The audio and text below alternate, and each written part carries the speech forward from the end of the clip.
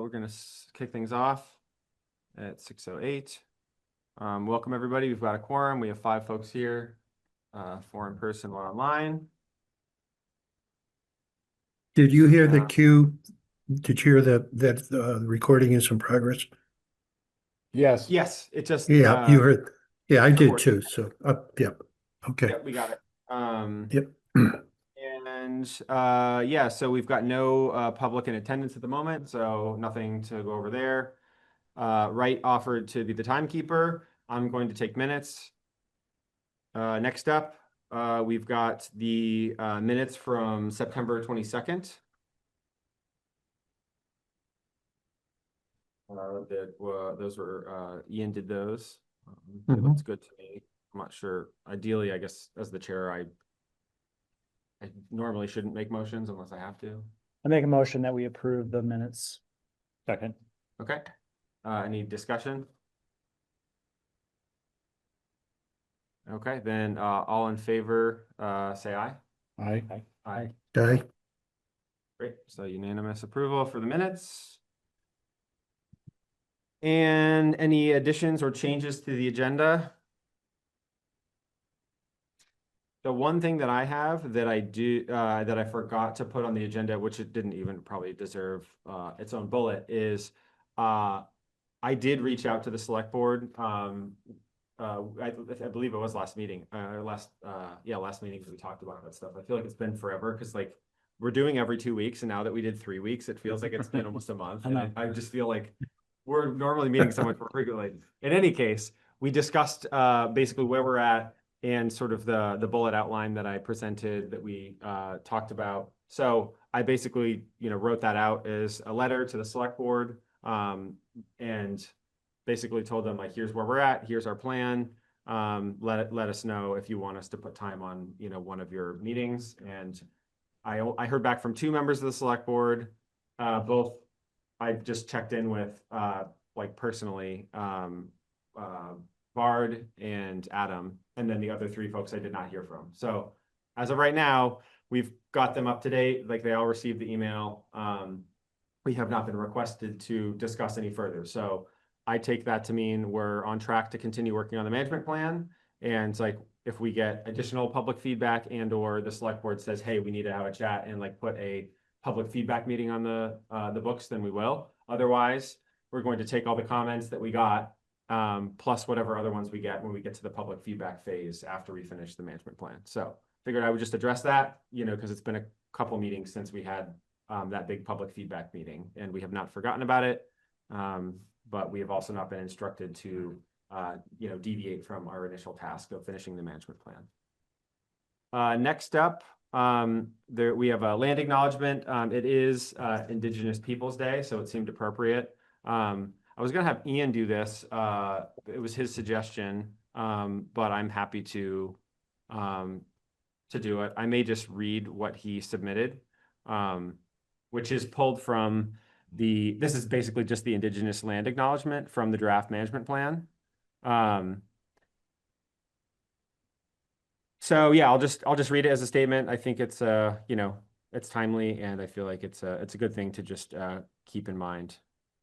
So the Andrews Community Forest is located within the Indokina, the homeland of the Western Abenaki people, who have a unique connection to this land and have been its traditional stewards for millennia. For many generations before the European colonists arrived, the Abenaki people harvested animals, nuts, plants, berries, fiber, and timber in these forests without degrading their ecological health. The Andrews Community Forest Committee therefore acknowledges the Abenaki people's rights to use this land in perpetuity and welcomes the Abenaki people as partners in our forest management. We aim to honor and respect the Abenaki people through responsible forest management and sustainable land use.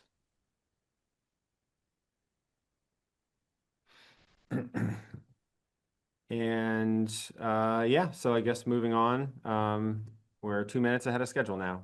It's 6:13, and unless we have any other matters arising, we can hop right into management plan revisions.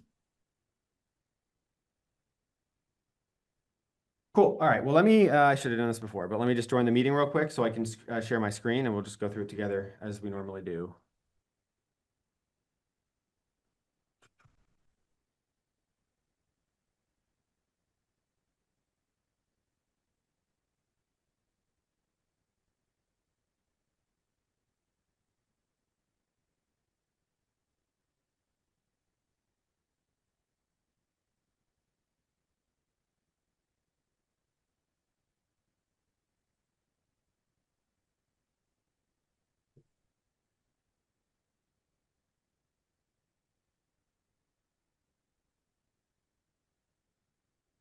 All right.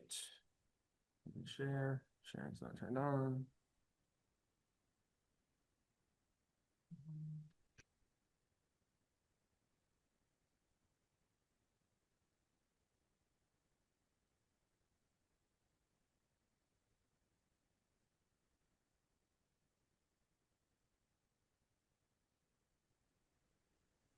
And okay.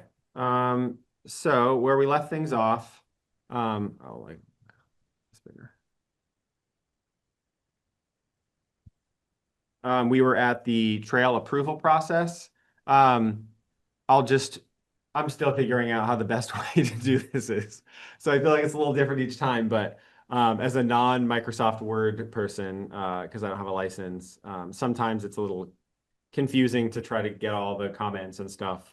So for me, the easiest thing was to just take everybody's comments and integrate them into the one doc in the actual text rather than having like comments on the side. So just to keep things clear, so that I could keep track of whose comments were what. Thankfully, and I guess kind of remarkably, there weren't really any points where two people had like big, had suggestions that were in conflict with one another.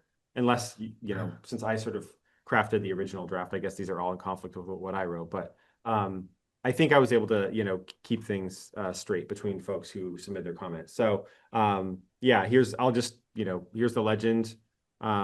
Brad's comments are red, Ian's are green, mine are blue, Wright's are purple, Dan's are orange, and that's who we got all of our comments from. And yeah, so I guess Ian's not here. I will note, I'm not sure if it was like a mix up. The comments that Ian submitted had stuff that was above, like I didn't put the line on the page, but like we've kind of generally agreed. We're not really going back. Right. Like once we finished a section, we just need to keep pressing forward. So Ian did have some comments that I did not integrate because especially he's not here to represent them anyway. So, if we need to look at those in the future, maybe we can look at them one more time when we get the feedback from other committees or something. But my intention is to just keep on track with The one exception is we're gonna, I assume. the wetlands. Yeah, okay. Yeah, the wetlands, which we'll talk about at the end of the meeting, because we have the wetlands walk scheduled. Yeah, we'll have a better idea of what we Yep, want okay. there. So yeah, that's why that's still red in the doc. Yep, makes sense. Okay. So yeah, the first comment was a comment from Dan. Figure out where to put this stupid bar. Sorry.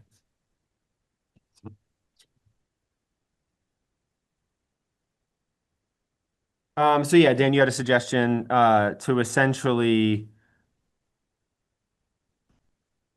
I think we talked about this a meeting ago or a couple of meetings ago about like whether or not we would accept trail proposals like at any time, or if we want to keep it on the same cadence as the management plan update itself, right? Yeah. So yeah. Yes. Yeah, go ahead. My comment was I just wanted to talk about that a little bit more, because it seems like other places would consider new trails or changing trails when they do a management plan update. Yeah. It doesn't have, so, because, you see in the news, oh, the state forest is updating their management plan, or like, it seems like that's the time, because otherwise I just worry like we're gonna finish our management plan, and then we're gonna eventually have a trail plan, and it'll have taken us a long time to get there. Yeah. And then I feel like we should, like we talked about, give it some time to see how things are going, do the monitoring. Yep. Before we start considering new trails. And it seems like maybe like update the management plan, make any changes, give it a chunk of time, and then like have that process repeat every 5 The only years. thing that I could see being problematic is so much work to update the management plan if you're also trying to consider trail changes. I think that Like, The updating of the management plan, I can't remember what the cadence is supposed to be. It was at once every 8 years or 10 years, or maybe this would be a slightly different cadence where we're only updating the management plan once every 10 years, and this we would consider trails once every 5. But is that what you were thinking 5 years? Hadn't, maybe I hadn't gotten to that point. I couldn't remember I either. just said what 5 the- because that's what was in the text that you submitted. But yeah, Yeah. whatever like the number of years is. I couldn't remember how often we're supposed to update the management plan. Yeah, might have been 5 to 10. Yeah. So in I this, can't recall. Yeah, go ahead. in this first round, when the next phase is the trail plan, are we gonna be looking for the public for input for trails? Because we don't wanna have our first input for trails 5 years from now. I agree. I think that if we use this plan, we would want to like make an exception that like right now, because we're still in the process of like working on the plan. That there would be a possibility for trail requests now, and then we'd lock it down, and then we would revisit in 5 years or so. Right. Gotcha. Which is what you were envisioning, right? It would sort of happen with the sort of, Yeah, I think I wrote during the regular 5-year management plan update. It should probably be after the regular 5-year. We don't want to have the cart before the horse. Brad Yeah. has mentioned that many times. And I think for the most part, the committee is all kind of finally, I think, on the same page with that. Yeah. I think former iterations of the committee weren't really sold on that idea, but I mean, the fact that we've been fully focusing on the management plan and we've been sort of deferring some of the trail discussion, and based on how some of the votes have gone, it seems like we're all aligned in that, like, you kind of need the requirements before you can build the responsible trail. So I agree. So would that look like if we were gonna do, let's say, the management plan needs to be updated every 5 years. I don't know if that's true, but let's say it's every 5 years. We would update the management plan. That might be that the committee looks at the plan and says, this looks great. We don't need to make any changes. No major events have happened in the forest, like, ecologically or recreationally, and we're good to just like keep on keeping on. So whether or not we do a big, a rewrite of some kind or make major edits, that's like the window that's given. And then after that's completed, would the suggestion be like the committee would be open to considering trails for a period of 1 year or something like that? Like after the 5 years, like what would that look like to you? Or would it be you need to submit your trail stuff like while the management plan is being worked on, and then like I wonder if what if there was just a disclaimer in the trail approval process that spoke to that? Don't want these to be piecemeal. It requires very long-term planning, but not specify. I guess I worry that, like, the way the Maple Wind thing happened, where it was sort of like this external effort, maybe the Kellys decide they would in fact be interested in having some sort of access from their property, and then and like it might require. I'm just wondering if, I agree with you. yeah. Yeah. I'm not And I was articulating that well. thinking It was a kind of no work on our part, but a wonderful home run to have Maple Wind Right. invest the energy into human connectivity on a part of our trail system that we want. And if we could get important connectivity to the west and not have to wait 5 years. Yeah, no, And- that's true. Then No, I don't think we necessarily need to have some sort of arbitrary time thing. It's just more like Yeah, like maybe a that. disclaimer. Yeah, like that paragraph as a disclaimer, just without the sort of 5-year cycle boundaries, I think is articulated really well and explains what you're talking about really well. I mean, it would need that I just kind of bang that out. I need a little words. I think it kind of speaks pretty nicely and accurately to what the concern is, which is a very legitimate concern that there could be, piecemeal, just random proposals from every direction. And if there was a disclaimer. Yeah, do you think rather than setting like a hard rule that says we're only going to, unless there is, a management plan update or, a neighboring property, or there's some like extenuating circumstance that like might, or like some triggering circumstance that would cause us to enter like a trail development consideration, that instead we basically just put a couple of sentences that says like the spirit of this is like we're not trying to just continually like Yeah. tuck more and more trails into the Right. forest wherever possible. And good job if you like passed the test, the gauntlet of all like the trail, Right. parameters. It's really to put something forth so that we do things responsibly, but the spirit is to kind of try to give long periods of time to let the forest rest and for us to be able to sort of monitor Yeah. and see how it responds to human interaction, rather than just every year trying to put in another trail until, Yeah. until Yeah. we've hit capacity where you couldn't possibly put another trail in. Yep. Okay, do we want to, it's too bad we don't have, Sonia here, because she's so good with words. Do we want to just jot a couple notes and like, Sort of soften the 5 years. yeah, like rather than talk about exactly how we want to write this out, I mean, we can spend, 5 or 10 minutes and try to come up with the right, words for it. Or as we have done in the past, sometimes like with the wetland section, it's like, we could write a couple notes, pass over it, and then, out of full committee, write something up that's, a lot tighter, and then come back. I could like take out the 5 year, like just tighten it up and Yeah, I guess we can just try to do soften it. it and then send it, Great. What if it said, Yeah, send it around for the next meeting or, oh, yeah, yes. because it'll take us 20 minutes to do it right That's now. true. That's my thought as well. Yeah, I'm gonna shut my brain off and not. Okay, cool. So, I think I get the spirit and Right. try to do something that matches that. okay. cool. So I'll Cool. I'll just put a note here. I guess at the end I'll probably turn everything one color that's still remaining. But I'll just put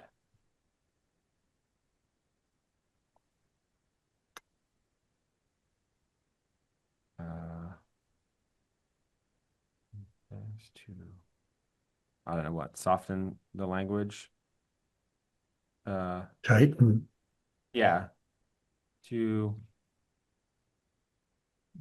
the language, we'll revisit at our next meeting. I think the idea is really just to show that we're not putting a moratorium on Right. Yeah. ideas for Yeah. 5 years. I mean, I think it's great. I think I like it. I think it also gives us time to get that monitoring program underway and, respond to whatever we might find through that thing. So it could yield some, important results. And it also helps us focus on, the work that we can start like right now, the vast trail, what we've already starting to get into, but other stuff could be coming up as well. So I think it's really good. Okay, well, I just left a few notes there. And I'll push this out to everybody after the meeting, so everyone has that. Okay, cool. Any other comments on that? Do we all agree on that plan? Great.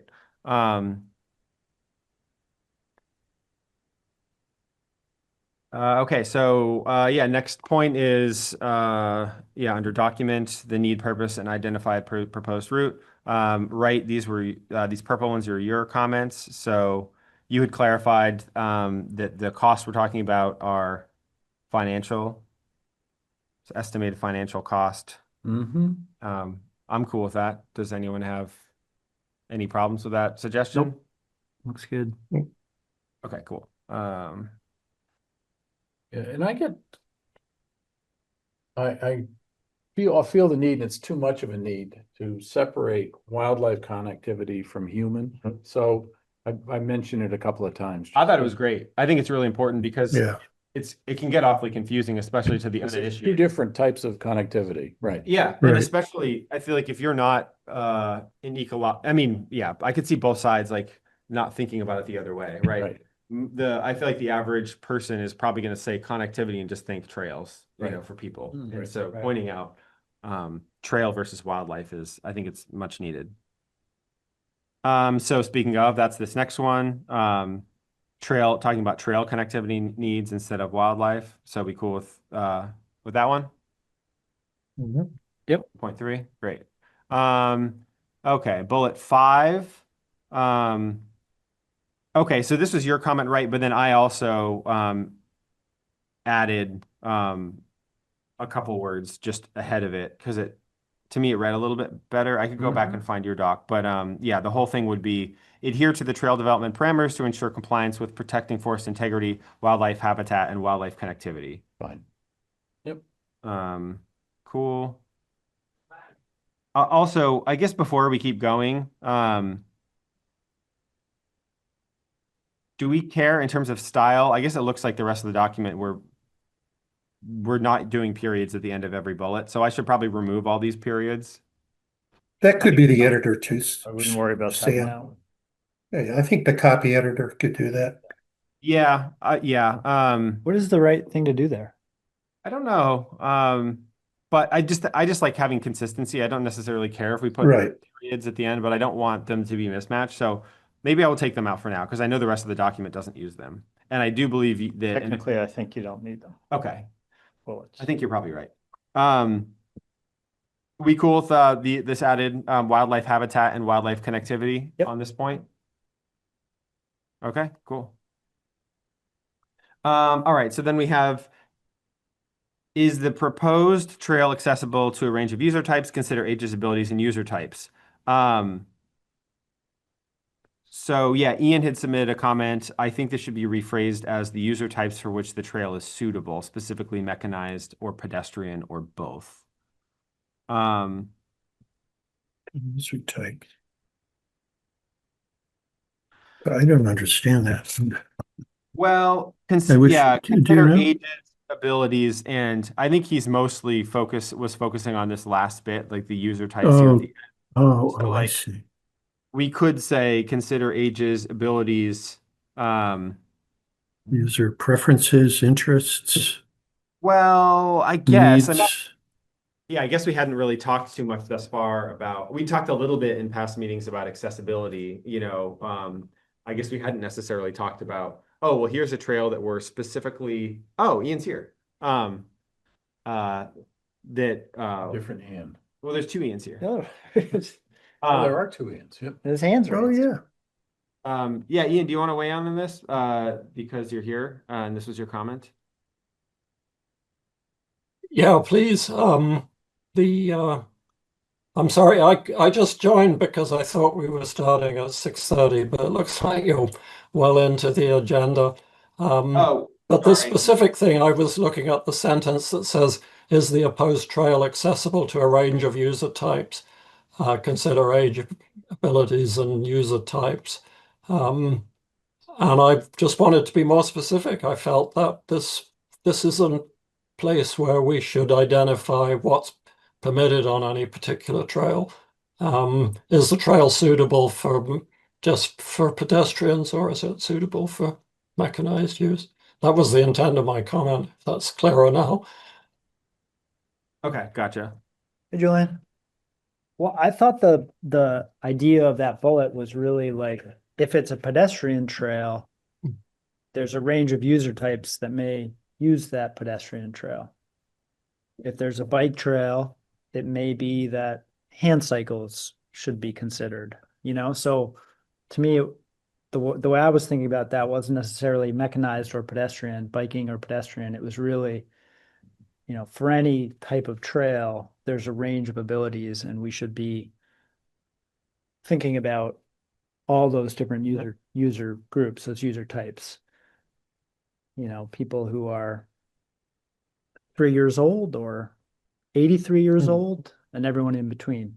Yeah, I think that rather than saying like, is the proposed trail accessible to a range of user types, it would be like, what is the like proposed audience for the trail? Because you can Yeah. have, you could have a trail that's, meant for, pedestrian only, and you could have a separate trail that's meant for mountain bikes only, and it could be like an expert mountain bike trail. And then, in a different section, you could have a trail that's more geared for, like slow walking and like bird watching or something, right? So, I think that one of the problems with this bullet is that it kind of makes it seem like every trail needs to be good for every type of person. And that's, I think, just false. But I think it should be a sort of Yeah. a box that's checked for the person proposing the trail. They should be thinking about who this is for, Yeah. who the intending, and if it's as simple as like widening the bridges, like the way we were talking about it, and it becomes accessible to a whole another user group, well, Mhm. then let's consider that, Yeah. right, as a committee. Right. Should we add after the words in black, proposed trail, and then in brackets, mechanized or pedestrian or both, and then go to accessible, so that you're in the sentence telling the reader that this refers to the types of trails we're designing, that it's both for mechanized or pedestrian or both. But it sort of forces the question. What am I trying to say? Because it's looking for a yes or no here. But that's, Where I think that's what we Jim, want. who was it, what Jim was saying? I think it was Jim, Yeah. or maybe it was Sam. Basically, who is this, what user types, ages, abilities, whatever, propulsion type, whatever you want. But which of those is this going to be suitable for? Because otherwise it's sort of, it's kind of implying a one size fits all. Like the more people the more different types of users can make use of this trail, the better. And, that might be unrealistic. But if we just said a wide range of user types, is the proposed trail accessible to a wide range of user types? And that kind of leads the Yeah, yeah, proposer into answering the question. wide range, yep. I got an idea there for you. I think, did we not start at 6:30 by the way? That was what Ian thought too. I think what happened is we talked about meeting from 6:30 to 9 last meeting, and then I forgot, and then it got posted as 8:30 on the town website. Okay. Um, Well, sorry, guys. I thought it was. No, it's all good. We had a quorum, so we figured we would proceed. Yeah, You haven't gotten very far. I mean, we're. okay. Yeah. No, that's fine. I'm not worried about that. I'm sorry that I was late. No, you're good. 6:30. I mean, you and Ian both made the same, it's not really, I think it was my mistake, not yours. Yeah, So- yeah, no, that's okay. I mean, in the last email we had, it said 6:30 as well, but I didn't check the website. Well, I'm just wondering, I think maybe the tension here is trying to put everything into a single trail. And I think maybe what's missing here is how the proposed trail would fit into the, the trail network. Network's probably too much of a word, but how it complements or fills gaps that other trails do or don't address. In other words, how does this trail fit into the whole recreation proposal rather than judge it? So here's what I was thinking is like, I'm just rewriting it above just because of the formatting. But basically to have like, what's the intended audience for the trail? Is it for pedestrians, mechanized use, or both? And then what user ages, I don't know, something about age, like age and ability. Yeah. And then that basically That's a good gets idea. people to think about, Yeah.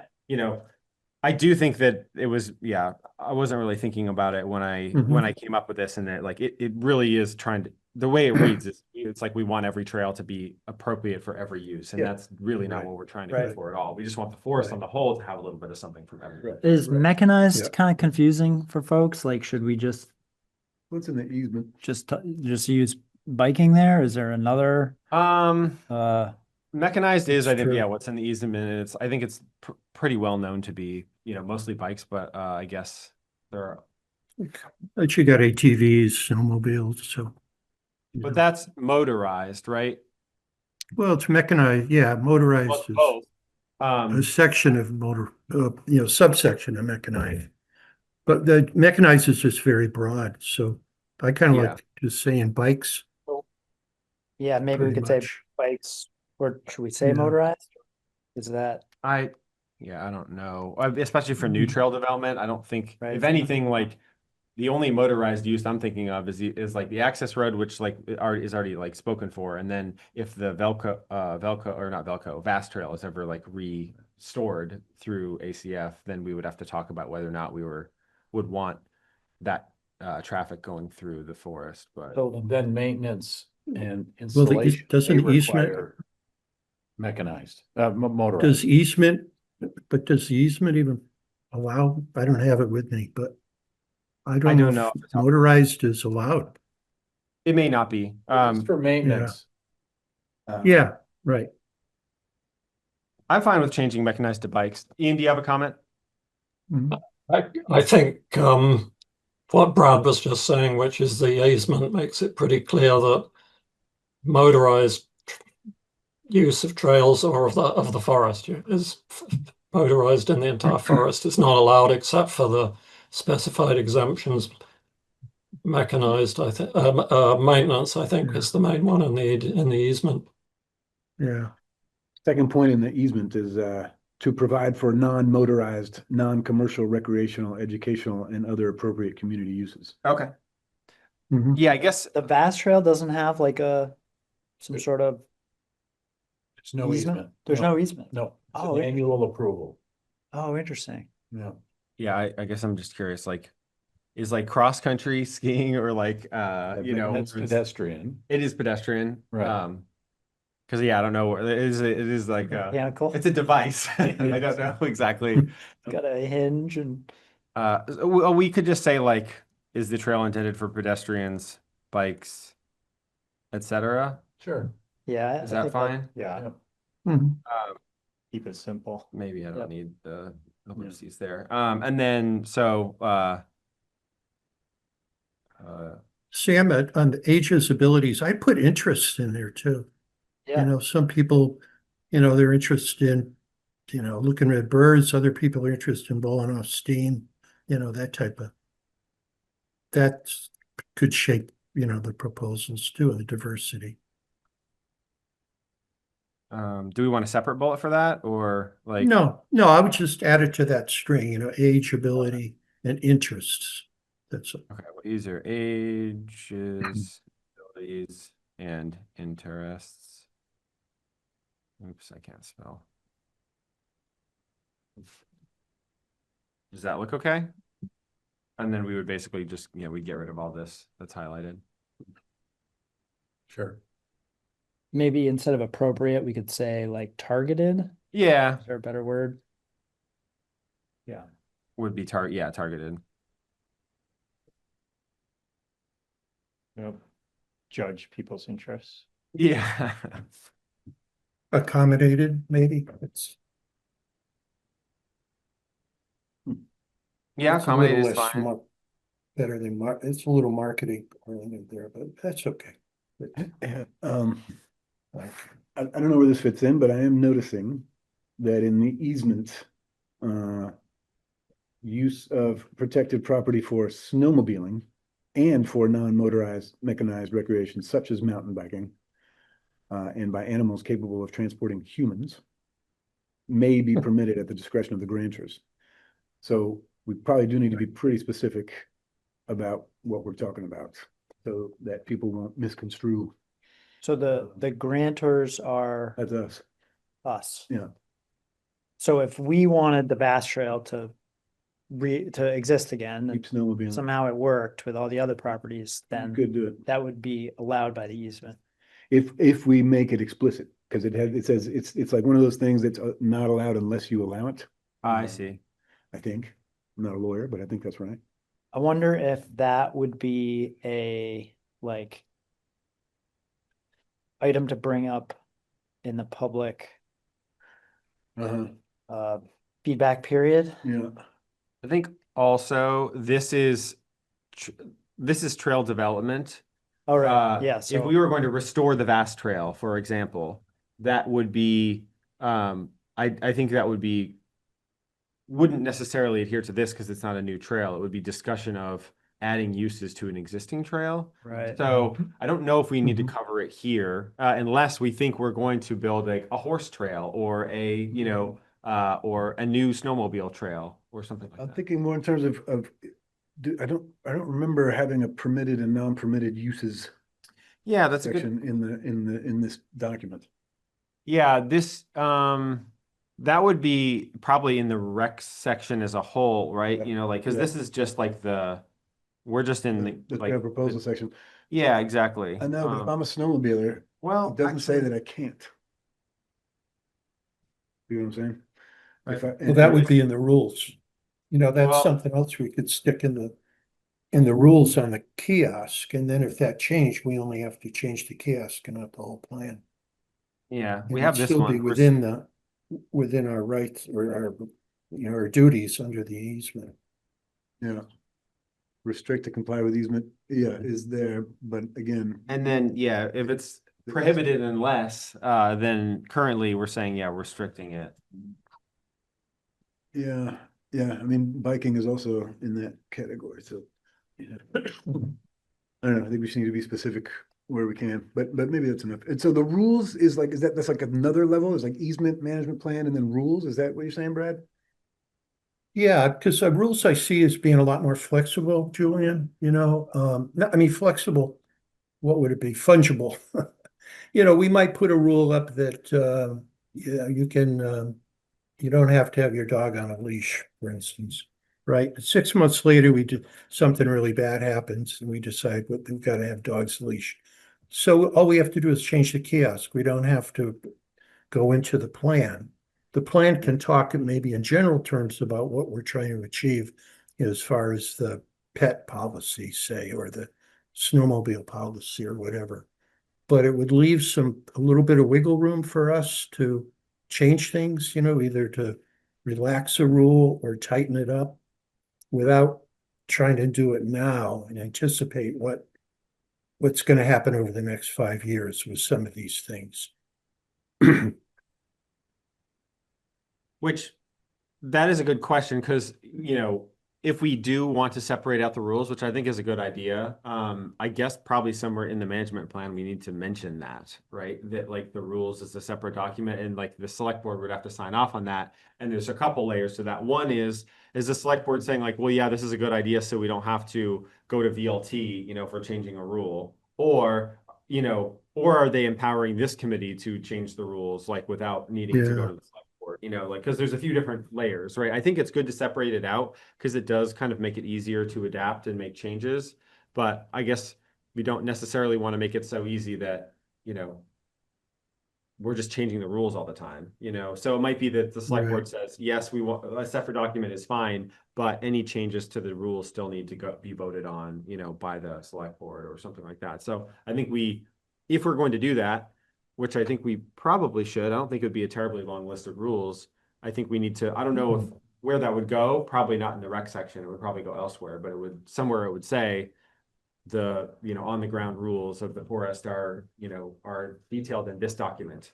Just like I don't think an actual trail map needs to be like inside of the management plan either. I think that that's kind of like a separate document, because like, what if you put in a new trail and then all of a sudden the management plan is no longer accurate? Then you have to update that, Right. as long as the trail is in compliance with the management plan, then you could move forward with the trail. So I think that a couple of those documents shouldn't even really be like an appendix. It should be like its own separate document, because then it can be adjusted accordingly. Ian? Yeah, on the topic of rules, I know that this was put into a list that's posted at the kiosk. So if we're talking about rules, and certainly if we're talking about changing them, we should make a note that to ourselves that posting at the kiosk should be changed. And of course, that's actually a wider issue. We probably don't want to talk about it now, but the wider issue is, should we be posting that information, such as the map and the rules, at other access points to the forest? Maybe we can put that in the agenda for a future meeting. Okay. Yeah, if basically if whether or not we put those rules at more than just the kiosk. And also, I suppose online, right? You know, like on our webpage too, because I think that Yeah, most visitors, if they visit the ACF page on the town website, would think, well, I just want to know what the rules are and I want to know where the First, trails are. And they don't care about the management plan. They just want to know like what do I need to know to visit the Right. visit the forest. Um, which probably means we probably need to submit a version of what we believe the rules are when we submit the management plan to the select board. yeah. Yeah, I think so. I think we would want at least the first, yeah, the intended first draft of it so they could see like, oh yeah, this makes sense. But It does say that snowmobiling, mountain biking, and horses need to be overtly permitted by the the grantors. grantors, yeah. That non-commercial, non-motorized, like hiking, cross-country skiing is baked in. We would have to like designate biking trails or snowmobiling trails. Yeah. Like if we wanted to bring back. Is the VAST ever gonna come back? Not likely, but maybe. It's too bad. I mean, I guess it depends. I don't know what the holdup was. I think there were at least two properties that that were connected on one side or the other that basically no longer permitted snowmobile access. And I don't know if there's been much of a like if they've been lobbying to get that access restored. Also, I think work would need to be done down by Jericho Road. I know it used to come through the power lines and like the flooding completely wiped out that culvert. It's like it got completely like turned around. Like I don't know how much it would cost. I don't think the culvert itself got completely wrecked, but some work would need to be done to restore some of that stuff. And I don't know who would go about doing that. If the VAST would like try to fund and manage that or but yeah, Like there's- they have huge resources. yeah. Like some of the projects you see them undertake on vast trails and random spots way up, you know. Yeah. It's always astonishing to me how much work they're willing to do. But Yeah, I don't it know does feel like if it's likely. snowmobiling in Chittenden County. Can't believe that it's, you know, with climate change. Yeah. I mean, I do think that like And my livelihood is wrapped up in a winter sport, so you can at least make snow. It's not we're gonna start right. making snow on the vast Right. trail in yeah. the forest. Yeah, without so many it would be rough for sure. Ian, do you have another comment? Oh yeah, two quick things. The issue of snowmobiling is there's very little about it in the easement, but in the existing management plan, the 2018, I'm working from memory, but I'm sure there's some text about re-establishing vast trail, but as a vast trail rather than just sort of opening up sections of the forest to snowmobiling. And of course that's in some doubt because it would really depend on some continuity with other landowners. I mean, I believe that's why that vast trail isn't currently being supported by VAST and therefore not available through the forest. And the other thing is that in that same section of the easement, it mentions horses. And I know that there was some discussion, I think, when we had two subcommittees. Julian would probably remember this. At that point, it was considered horse traffic is not a good idea because of horses bringing in invasive seeds for invasive species. So there was a text. I think both of those things have not made it into our current management plan draft, the issue of how vast trail might be re-established in the future and whether horses should be prohibited because of what they can carry in. Yeah. I agree, especially like horses seem less likely than snowmobiles personally. There's no, as far as I know, there's no like close by horse farm or like, you know, I don't think anyone's gonna drive their horse to the forest or like ride it on the road to use it just in ACF. If you go to a place like Mobbs Farm, there are, you know, abutting properties that have a horse farm. So it makes sense that they get horse traffic. Right. So I'm okay with us just saying horses are not a good idea, but I don't know, do we need to list that I guess this is the rec section, so like, would we put that, I mean, we don't normally go back, but this hasn't come up before.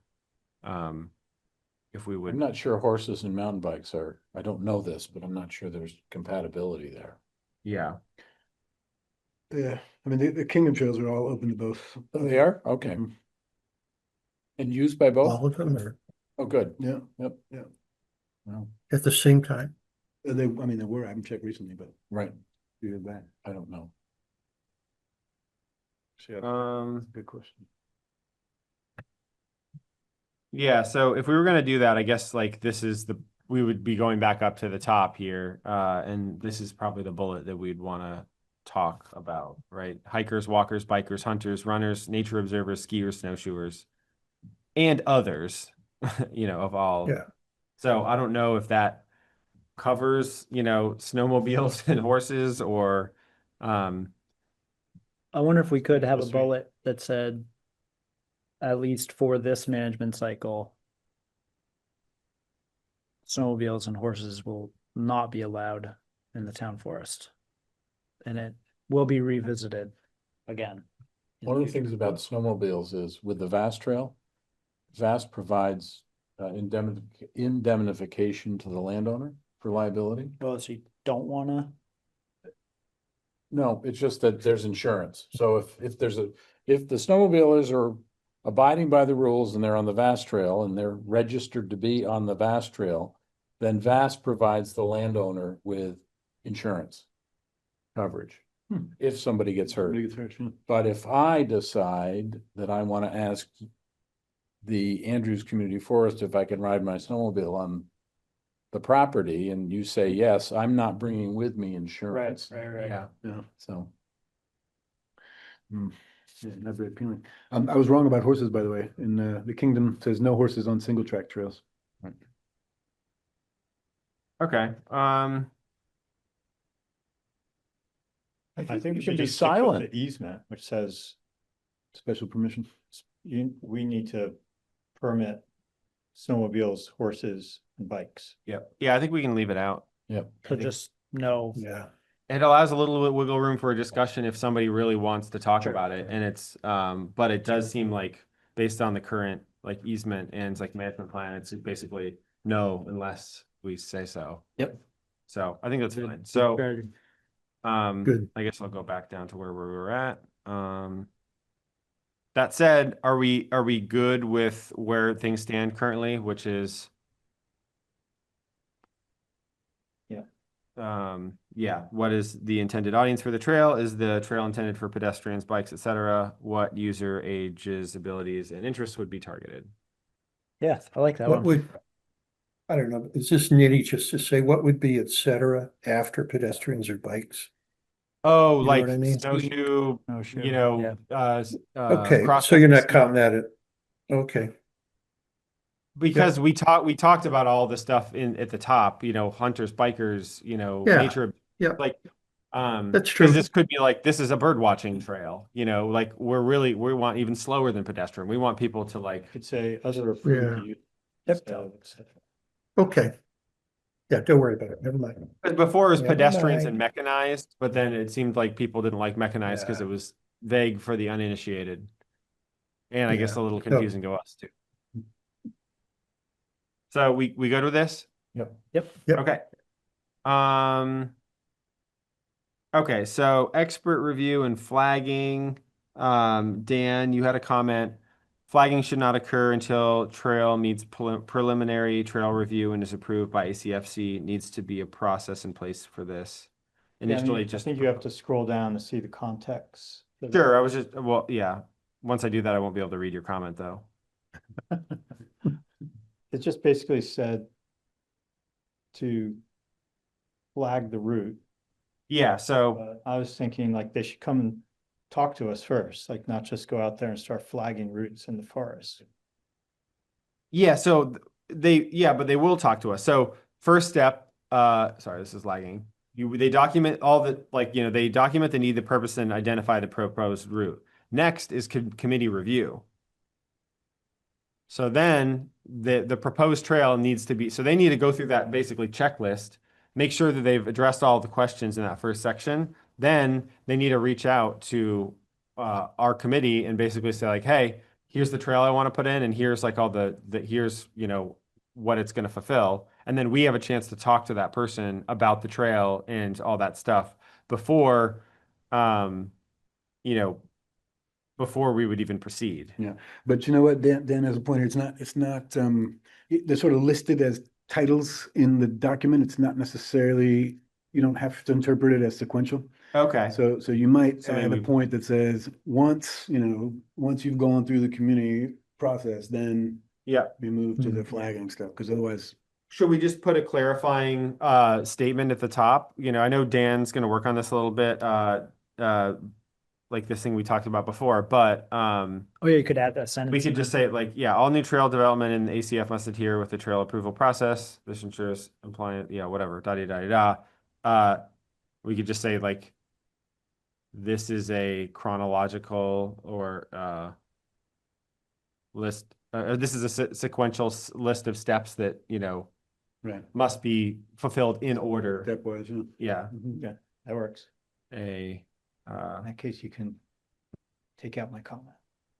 Yeah. steps that must be um, Sorry, while you were writing that, Sam, can I just ask you, Dan, are you saying in that yellow paragraph there that trail proposals should only be made once every 5 years? No, We had that we con- talked about that before you got here. Oh, we We're pulled taking that. the 5-year thing out. Okay. 20 years. We just.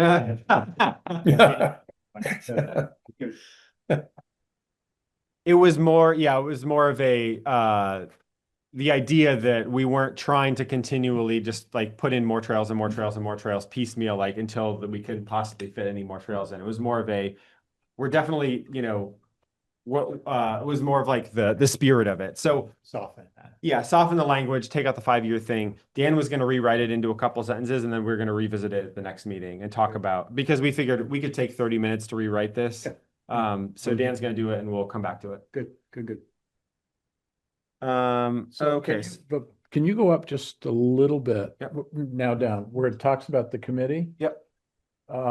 Could we have at that, the proposed trail should have been brought to the committee for consideration and then I'm adding something, and preliminary approval so that. Right, right. Yeah, there you go. Mm. You've considered it, now I'm gonna go flag, I don't care what you said. Exactly.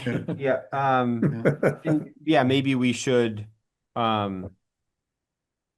I mean, yeah, it almost makes me wonder if we should have before the bullets here on the document, the need, you know, like, because you really are like an applicant, you know, so I don't know if there's a better, like a requester, if that makes more sense, but you're basically applying for approval, you know, to get a trail in. So I feel like almost having something here that would say like the Request, or just say request should include. yeah, I think applicant. If that. should like, yeah, or applicant, yeah, I don't know. Yeah, or yeah, no, that's great. I think, yeah. I'm not gonna worry about the formatting. I kind of hate that, how close it is, but I'm not gonna fuss with it right now. Yeah. I just think it could be a little bit more clear that like, these are all steps that you need to go through, and it's not just like, Exactly. here are some things to consider, but you don't have to do them all. Right. Is this okay too? I kind of just like blew past it. Mhm. This is a sequential list of steps that must be completed in order. Yeah, it looks great. We'll sit close to that. And so for here, I guess the other thing I would note is, like basically saying that like these things that people wrote out, like the documentation from step 1, like I don't know if it makes actually more sense to like number these. Instead of bullets, Okay.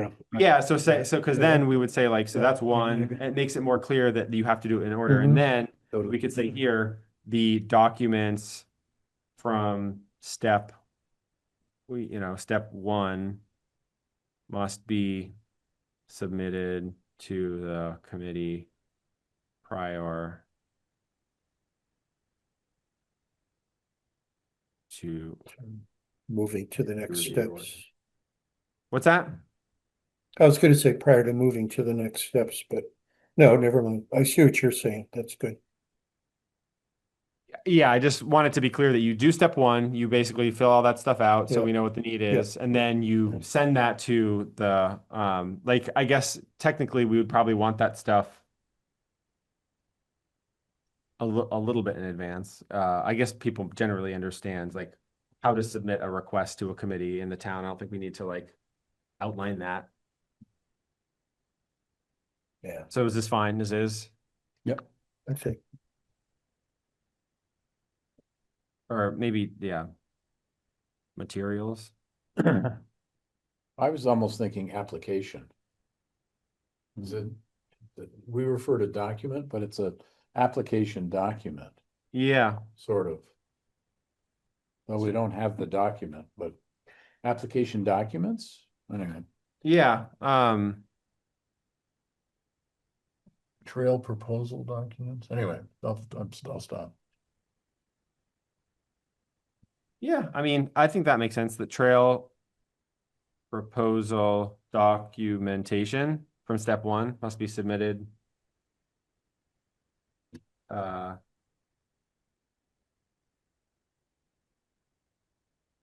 Yeah, that feels right versus somebody just coming in and trying to answer questions on the fly or something. Yeah, I mean, yeah, we would want a formal request that Mhm. then, you know, we could have it sent out in the packet so people could review. It'd be like, you know, the RCC getting, you know, you need to submit an application for CRF funds. You Yeah. can't just like walk in and be like, hey, here's my idea. Will you approve it? It's like you need the actual document that says like, all right, here's the criteria that you fulfilled.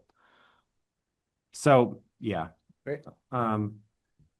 Maybe, I don't think this has to be like handled now. Maybe after we get through the management plan, we could, much like the rules document we were just talking about, it could be we could basically take this and put it into like an application that would be easier for somebody. But yeah, I don't know, that's just a random thought. Ian, do you have a comment? Yeah, the precedent here is that Arrowwood made proposals for a number of trails, and they documented the proposal with in three ways: the map, the flagging, and the GPS tracks of the proposed trails.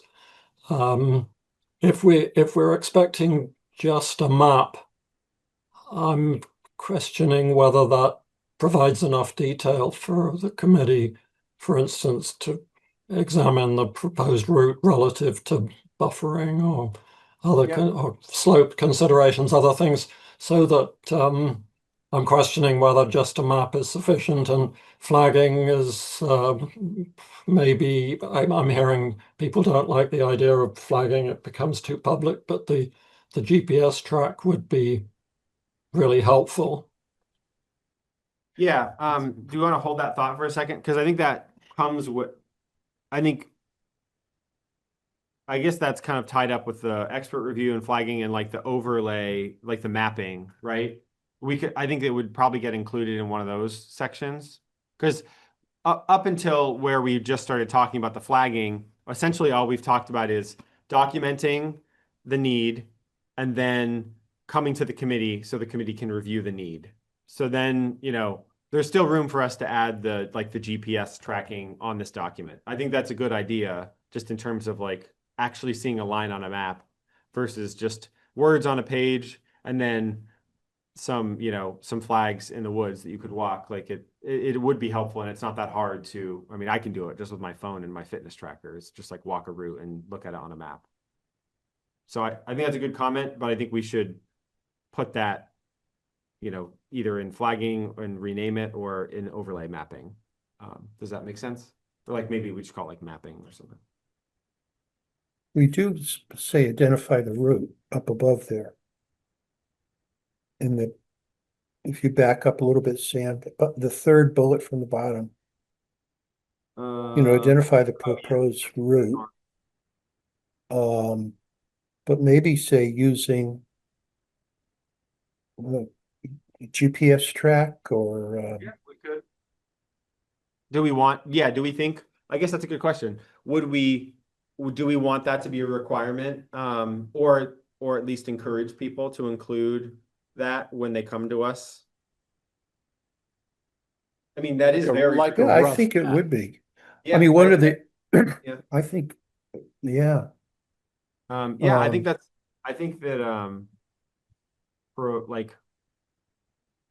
provide a, rough map of the proposed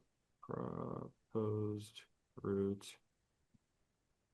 and, and how about include showing proximity to sensitive areas and buffering, maybe? Well, I think that's part of like our job. Like, I mean, I don't, Yeah, that gets I tricky know. because then it means like anyone who has any idea like has to be an expert suddenly. And they I might know. say like, oh, well, like, Well, but I'm thinking back to the Arrowwoods thing, and we went months and months trying to get that, and we were told that it was very hard to do.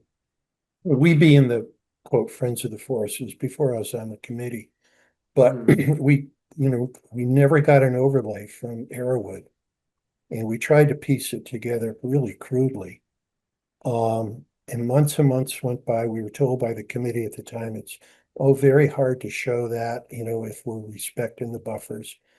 And they kind of put it back on on the Friends. We weren't really equipped to do it, but um I think it would be really helpful if at least show where they are. Now, I think that puts the onus on us. Eventually we'll have to develop a map that, people could use. And just show us it could be our map, but just show your route on our map. So we can see where these things are, where these proposals would go. yeah, that would be the probably easiest way to do it. Because right now you're describing how hard it is to do that. And that was coordinating with Arrowwood, and that was, multiple people like trying to get that map. So then we're Yeah. asking any person who wants to consider a trail Right. proposal suddenly needs to have all this experience and ability to put a trail proposal on like a buffer map. Like that just, I do think we need a lot of steps here to make sure that trail development is done responsibly. But like, if we start putting stuff like that in it, my fear is we're basically saying that like, we're basically just saying like, we're never gonna put any trails in. We're gonna make it so hard that nobody could possibly ever meet Right, these. right. No, that's not the idea. You're right. Yeah, so I guess that's my concern with that. Ian, Yeah, my thinking is that a map provides insufficient information. I guess from what Brad's saying, it can be really important to identify buffering and ecologically sensitive areas, those aspects. But if somebody proposes a trail, I want to see it on the ground. I'd like to see it on a map also, but I'd like, and I think the committee ought to have at least one person walk the proposed route, and to do that you need either flagging or a GPS track to know that you're really, I mean, unless it's pretty obvious, if it's a proposal to follow a particular forest road, that would be easy enough to examine on the ground. But if there's any kind of bushwhacking involved, you need to have more information and be able to follow the route and look for things like, I guess things like bobcat denning areas and other features that wouldn't necessarily show on a map. So yeah, see it on the ground as well as on a map is my point here. which I think happens after the flagging, because what we don't want is for somebody to just come in and just like be like, okay, well, I have this idea and I already went into the forest and put a bunch of flags down. And then now I'm coming to the committee with my proposal. And also, by the way, I flagged it so you can go walk it. What we want is, here's the words that, describe the trail that you want. If you've walked the trail and you can show us on a map, like here's where I walked, and here's like, like the GPS route or whatever for where the proposed trail would be, then we could get an initial idea. Like if it's like, hey, I walked up the wildlife corridor and I want a trail there, we would be like, okay, well, absolutely not. We know right off the bat, like there's no need to waste people's like time and effort to go like, Mhm. and like I guess it's not a huge deal, but I'm a little sensitive to like that like plastic flagging tape that like people put it everywhere. It's a little bit ugly, and then it just like gets brittle and falls off, and then you just have trash in the woods. I pick it up all the time. So like I agree. I think we want to minimize that. Dan? Yeah, I mean, I think the first step is the words and just a simple map, like take the maps that we already have and you just draw on it. Yeah. Okay. Then after preliminary approval, is when you would go out and do flagging. And like, by the way, there are routes flagged out there right now that I don't know where they came from or who flagged them, but that's why I'm. Airwood, right? It's not what the, didn't No, they all there's get some new flagged? routes that are, New routes? well, they're not on any of the maps. And And people are putting flagging tape? yeah, Like Tape or this, flags? this year? no, I think I noticed them maybe a year ago when I was last winter. But you don't think they're I don't know where they went or what they represented. It was just Weird. like a flagged trail that crossed one of the, But you don't think it was from the Arrowwood? Cause that was, what was that, 2022? no, Mm-hmm. That tape would be pretty like faded and Yeah. brittle at this point. I yeah, it think. was, What color was it? now you're Well, it's- challenging it. There's orange and pink, which is Right. right, or there's Blue. blue or yellow sometimes. That's kind of the It only, was one of those, it was one of those. Huh. but it was It- definitely like I won't, a new flag route. I was on it. Bizarre. Yeah, anyway. Well, for now, can we just say this, provide a rough map of the proposed route? This way, if somebody wants to just draw it on a map, they can. But if they also want to walk it and say like, hey, I walked the trail and here's like my GPS coordinates of what I walked, then that's fine too, right? Yep. Like people are allowed to use the forest in that way, like Yep. dispersed access is allowed. So if they want to go do the work and say like, this is the exact track that I would propose the trail, then like, great, they're ahead of the curve. If they would rather just draw it on a map and say like, I think this will work based off of like the buffer map that we have published, I think that's fine too. So I think if we're just general about it, then we can at least know coming in like what the general trail is gonna be. knowing that later on, there will be expert Yeah, flagging and. exactly. Yeah. Yeah. Yep. Okay, cool. Opportunity So to, we added the map thing to the first section. We still have the committee review. Dan, you said it was okay for us to remove this because we added the sequential thing above, right? Yep. So now we're back to section 3. So we have a few comments here. First one was Ian's, change professional to qualified. I'm fine with that. That's a good change. so what is it, why? Go Brad? ahead, Jim, I'm sorry. Well, I was just gonna say, yeah, that's just maybe a little vague. What about practicing? So, somebody who, read a book about ecology doesn't say, okay, now I am one, I'm an ecologist or whatever, something more specific. I mean, how do we define qualified? I was thinking maybe the word practicing, if the person is at least out there earning a living as an ecologist, maybe, that Well, indicates the some the ecologist is a legitimacy. different- the ecologist is a different person, right? The second bullet is an ecologist. Yes. The first one is like the role that sinuosity played in the Oh, last. trail designer, Which yes. yeah. I do kind of think that's not critical. Yeah. I think like a lot of the trails in town, like say the River Trail or the Preston stuff, or if you have a route that's ecologically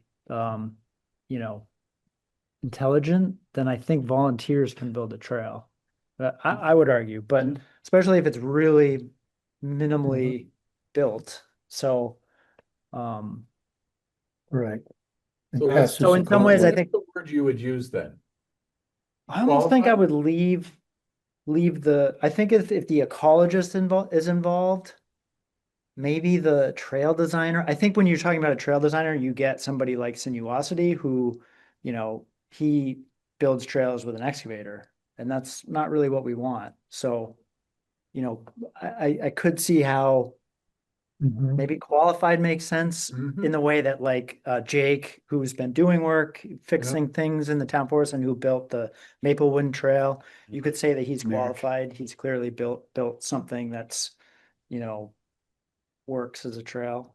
When I Uh-huh. sent my notes into Sam and Brad, I said at the top, should we define the professionals that were, so that your definition and my definition of qualified trail designer are somewhat written down. Yeah.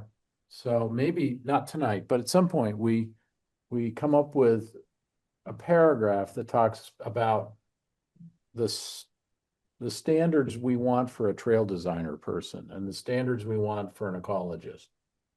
That's a good point. Ian? So that, Oh, sorry. because we're not gonna be on the committee at some point, and Right. your definition of qualified may not be somebody else's. Yep. So, Yeah, so this green text qualified and professional, I put that in because I read professional trail designer. Now, to me, professional implies some kind of credentialing, like doctors and lawyers and people who have to pass exams and maintain credentialing. So I'm not aware of that applying to trail designs. I don't think there is a profession of trail design. So I just wanted to change professional to something. And then we get into this, obviously, this difficult definition. So qualified was my suggestion, but yeah, there may be better ways to describe it. But I think saying professional is sort of asking for trouble if it's interpreted as some kind of credentialed person. I would say we can just remove them both, like just say Yeah. engage a trail designer, because we do want to like promote, Mhm. in some cases, like community trail development, it's going to be cheaper, it's going to help bring people together, it's going to create Yeah. a sense of ownership in the forest. Like, I think that ultimately, once we put any new trails in the forest, like it would be better if we could get a bunch of volunteers to do it than it would be, unless it's like a very sensitive like slope area or something. So yeah, I think we're kind of shooting ourselves in the foot here. And I don't know if we need to put even qualified in there because we have plenty of other checks here. Like we're still going to do things safely and responsibly. Yeah, So I think we are just Yeah. making it harder than we need to. could be. Fine. So can we just remove like both and just say engage a trail designer? Yeah. So what do you do on the next line Yeah. for qualified ecologist? That is a good question. I do think it matters more because I could just say like, hey, I know about ecology, like I'll do it for you. But I don't, like I have no, I didn't go to school for it. I'm on this committee and I'm on RCC, but aside from being, Right. interested No. in ecology, I have no credentials, so I don't know. No, Air would put a botanist on the trail. And it was a Okay. botanist that spotted where the sinuosity, put the trail through that pack of ferns. So, yeah. Do we That want one's to- trickier. Yeah, do we want to just highlight this to like come back? Like, I just want to be careful with our time because I know that this might require like a little bit of research. So I think it might make sense for us, for somebody, I'd be happy to do it, or if somebody else wants to like look into that a little bit, figure out like what the options are and what we think is reasonable. So then we can talk about like, okay, we have a choice of 3 different things. Like we want somebody with a biology degree, or we want somebody who works for the state of Vermont, or we want whatever the credential is we want. We can plug it in there and decide like what we want versus trying to Yeah. come up with that right now. Yeah. Mhm.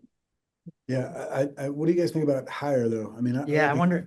engage, Engage. a little better because, what if you have a qualified volunteer? Yeah, no, that's Iron great. plus- Money, right. And plus, Yeah. like, Tina on Wednesday, it's a part of her jurisdiction and a part of her job. It doesn't cost anything, Yeah, but it is a Mhm. requirement for the Yeah. state of Vermont. So I think that's yeah. great. Is engage too redundant to just have Nope. engage or? Not at all. I think it's okay, cool. So, I will just turn this red or something for now. And I guess we can finish Good. this. I guess I'm just gonna put like an action item in here too. Oops, sorry. The term. Yeah.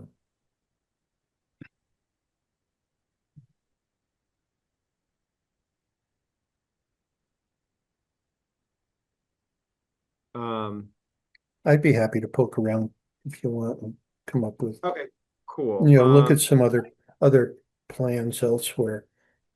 I'm just- The other thing I would add though in that is to make some kind of seasonal requirement. The MP1 has language in there about doing this after the quote ephemeral flush, which just means, the plants that come out in the spring. And so you're not up there in February trying to look for rare plants or sensitive things. Did I forget to integrate that I comment? think a I'm sorry. qualified ecologist That's true. would, you know, understand that and know that. Well, the that's a growing point. So I have to Yeah, say, because actually Arrowwood ended up recommending 2 Ephemeral. walks, wait, even though one was required. In their report about that one, I think it was in that report, they said we should do this in the fall. Yep. Yeah, again, if we're engaging a qualified ecologist, like, aren't we going to lean on their expertise? Like, I think we might be setting, boundaries for ourselves where it's like, well, the management plan says we have to do it, in the spring. So I Yeah, guess we have to do it in the spring. It's like, I don't Yeah. know, a forester can tell you, like, can go identify, or like, a qualified individual can tell you, they can identify a vernal pool when there's no water in it. Yeah. Right? Like, Yeah. they're smart enough to do that. So like, I don't know, I kind of trust their opinion. And like yeah, not I'll to- buy it. the I'll buy wetlands into folks, that. like they like to be in the growing season, that is a requirement. Yeah. And actually the vernal pools, I think they do need to see it at certain times. I'm pretty sure. Or at least That was just an example. Yeah. But I feel like they're gonna know, like, But yeah, they'll have their own criteria for, Can I go back to trail designer and maybe ask if we would want to pop in the word experienced? So that we have a trail designer that this isn't their first trail. sure. That's a good idea. That's fine. And maybe it is their first trail and we get through that hurdle, but because they have a lot of expertise in other things. You're making me think though, right? Is it, who engages here? Oh, Is it the proposer or is it the committee? I think the think proposer, the applicant, right? well, here, how about this? How about like I think it's gonna be a both. bit of both. I think Yeah, it's both. So I think much like above, where we Right. just wrote a little line that says like requests of the committee should include, I would say like, the applicant and committee will coordinate to, Okay. like, does that work? Yep. Yep. Right, then I can show you who my trail designer is and you can tell me you like him or not like her and then we can move to the next one, but it's a conversation. Yeah, Right, yeah, and because your trail designer, this isn't their first trail ever. Yeah, I can say, my son's a great trail designer, and you can say, how You many got it. trail designers? Yeah. This will be his first. I can say, he's Yeah. really excited about this one.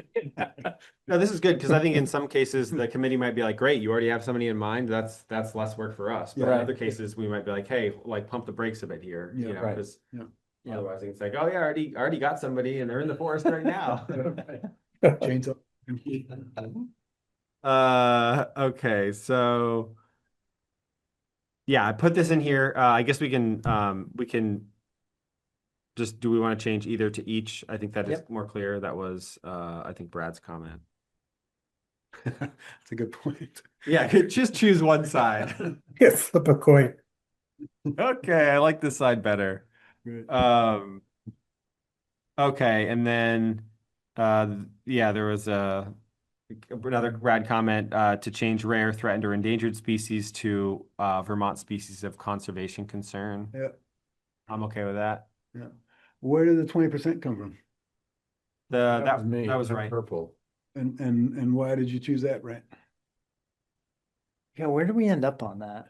I thought we were looking to think about think not it's- building trails over 20%, but Yeah, I think that's a that's up discussion above. point. It gets us back into the zoning regs. Yeah. Okay. And the zoning regs are as yet unclear in their Okay. applicability to this part. The zoning regs Yeah, definitely this- say anything over 20 needs an engineering plan, and but what we're not clear on because of the exit of Tyler and the direction to not take his word as gospel Right. is whether or not a trail counts as PUD and development in the zoning regs. Right. That's my understanding of it. Right. Which makes me think that we're not quite, I mean, we can if we want to, but I don't think that we're following rules that are outlined in the zoning regs by putting that there. I think also the keyword here is avoid, which we've talked about restrict, avoid, and prohibit. You Yeah, know, it's like yeah. different words that can be used like somewhat interchangeably. Yeah. Prohibit would mean never, Don't you ever know, do it, yeah. whereas avoid means, hey, if you can do this without going over 20%, great. You know, we prefer that. But I agree, except that we know that the forest is mostly over 20%.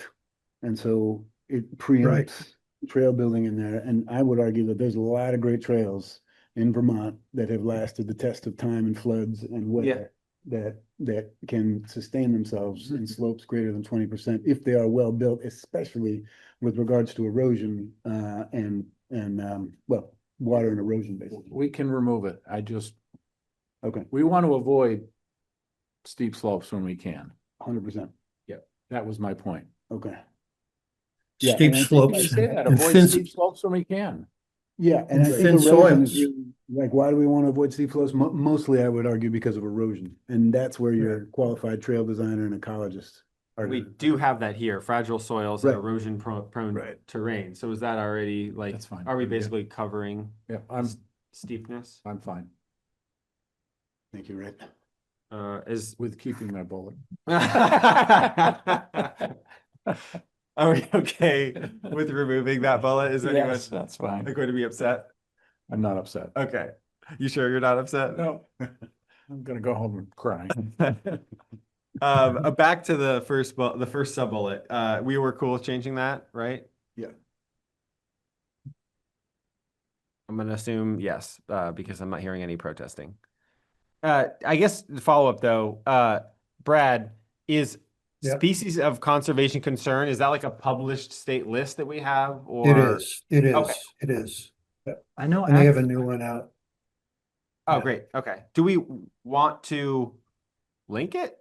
Right. I think that'd be smart because I know Act 250 talks about rare, could. threatened, and endangered species. That is a category for Act Yeah. 250, and I don't know Right. that they've changed that. So And do we mention Well, this in the they- ecological section? Because if we don't, we probably should. Hmm. Yeah. I think so. I don't remember. Also, that wildlife management plan, I think it's in there too. Or stewardship, rather.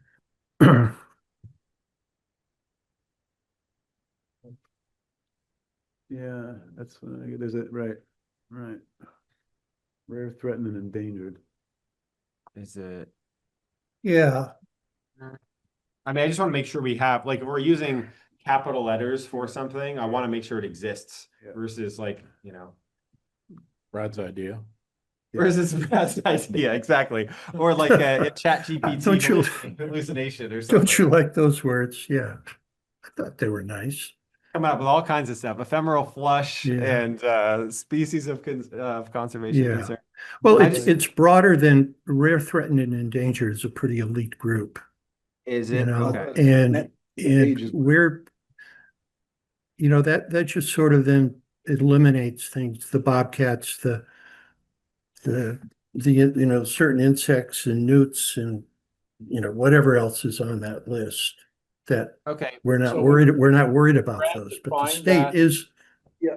What, Yeah, if you can the find it. state Brad, it is does- worried about more than the RTE stuff. You know, But it doesn't that come up stuff is, automatically. Like, it's not, I don't see that as a link unto its own, Brad. It may be, I'm just saying it doesn't come up very easily, so I agree with Right. If you I'll can find it. It's in the new Vermont Wildlife Plan. Okay. I'm just gonna put, because you already have I'll an dig action it item, up. Yeah, I'll find just- it. Yeah. I'm just gonna put another one here. I guess I'm gonna bold these, make them a little bit more obvious. Oh, this is gonna wrap now. Oh, it's not. Okay. And I would maybe put that in to cross-check with our ecology section and make sure that we're using consistent Yeah. references to both, or to. Oh, this yeah. in both. so what? Yep. So the species of conservation concern, that's a broader group than the Yes. Yeah.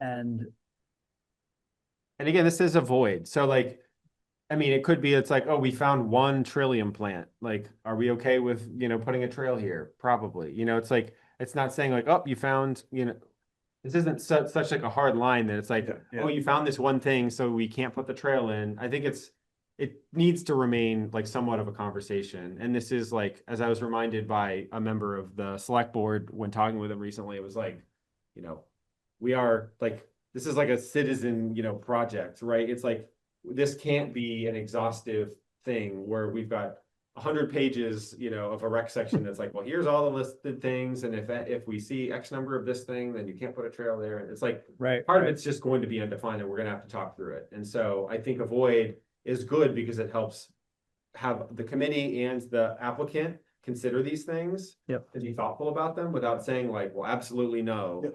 It's like, but it does say avoid it. So if we can route around and, Gives us discretion. yeah, be like, oh, well, here's a patch of wild ramps or something, it's like, we should not put a trail there because that's, a rarer plant or whatever, Mhm. Good. So is it fine as is? Brad, you're gonna follow up, just to like. Yeah, Get yeah. us a link and or make sure we have that name correct, I will just so we do. don't look foolish for making things up. Not that I don't trust you. So there's definitely a federal one. No, but that's good. No, that's good. We should have that. You need the word any before sensitive. Yeah, no. Good catch.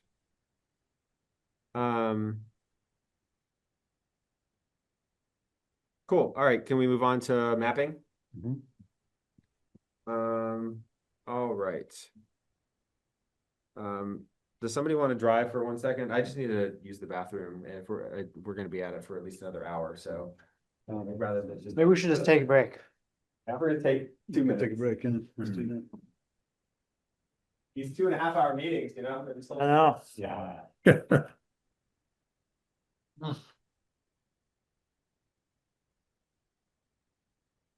It's like we lost Ian Bender. I know. Takes a special breed to hang in.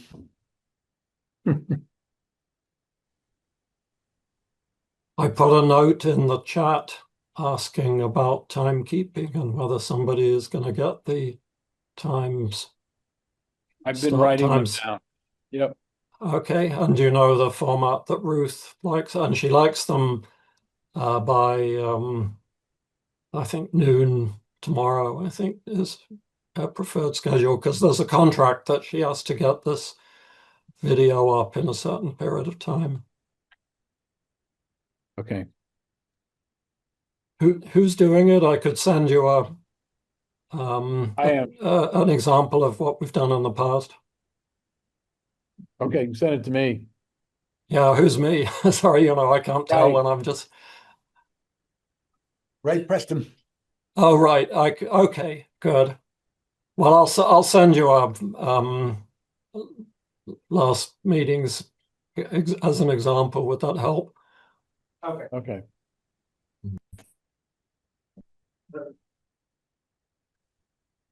All right. All right, mapping, overlay mapping. Ian had a comment to change zones of influence to buffers. I think that is a good choice. The zone of influence typically relates to like the animals, right? It's something different. Yeah, and for consistency, I think the rest of this section is just talking about buffers and not zones of influence. Yep, I think that's great. Mhm. Any objections? No. Okay, great. Then a few things from Brad. So rather than map the proposed trail using the respective buffers we would change it to map the proposed trail respecting the protective buffers around. Yep. I'm okay with that. On board.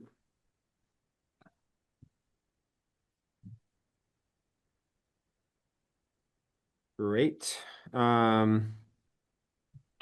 Committee review and public input.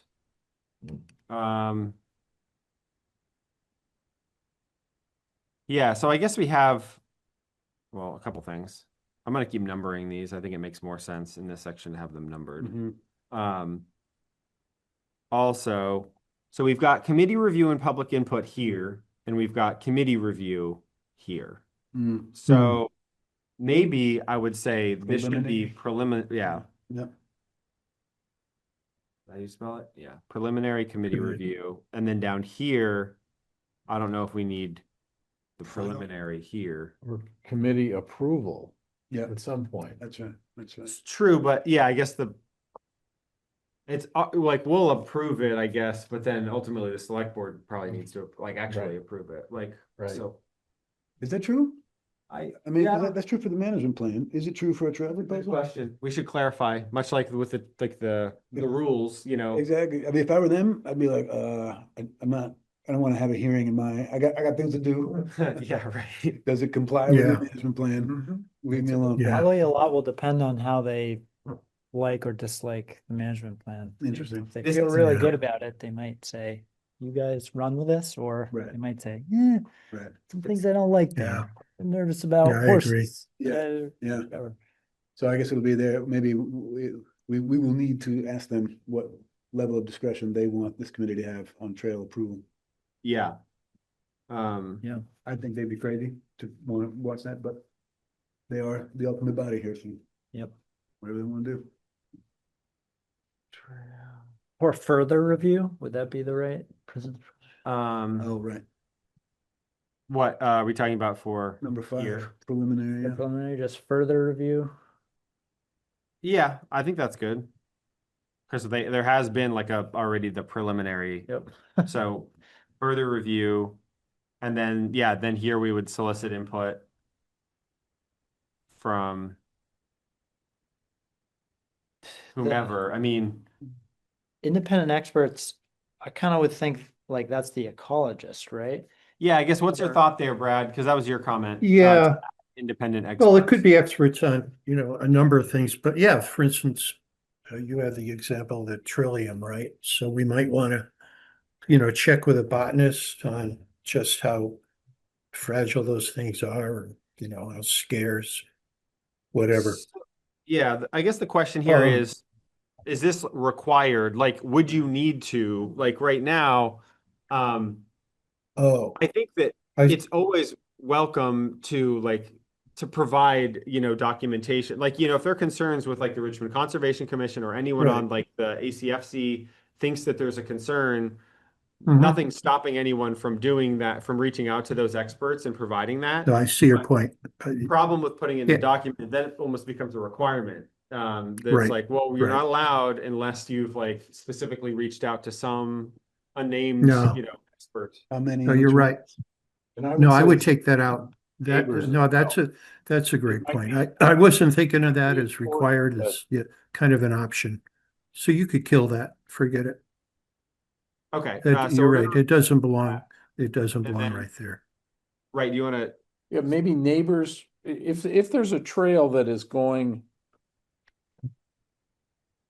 to a neighbor or from a neighbor, you obviously want interaction with that neighbor. Yeah, But I don't think you need all the neighbors Yeah. to that's, have input because Mm.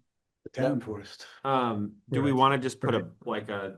a distance on this? Like Or- if trail would come within X number of feet of neighboring property, like, or is that like, I don't think so, but You could say affected Yeah, neighboring landowners. Yeah, affected neighboring Potentially. landowners, Yeah, yeah. or like, I know like Act 250 and I think the DRB too, right? When you have a DRB hearing, all the abutters get notified. So nothing can kind of get snuck past a Right, neighbor. the neighbors have an opportunity to say something. Right, so, That's private to private? What's that? That's private land to private land interactions? yeah, if you're, well, I mean, It's you know, DRB and Act 250. Yeah. Yeah.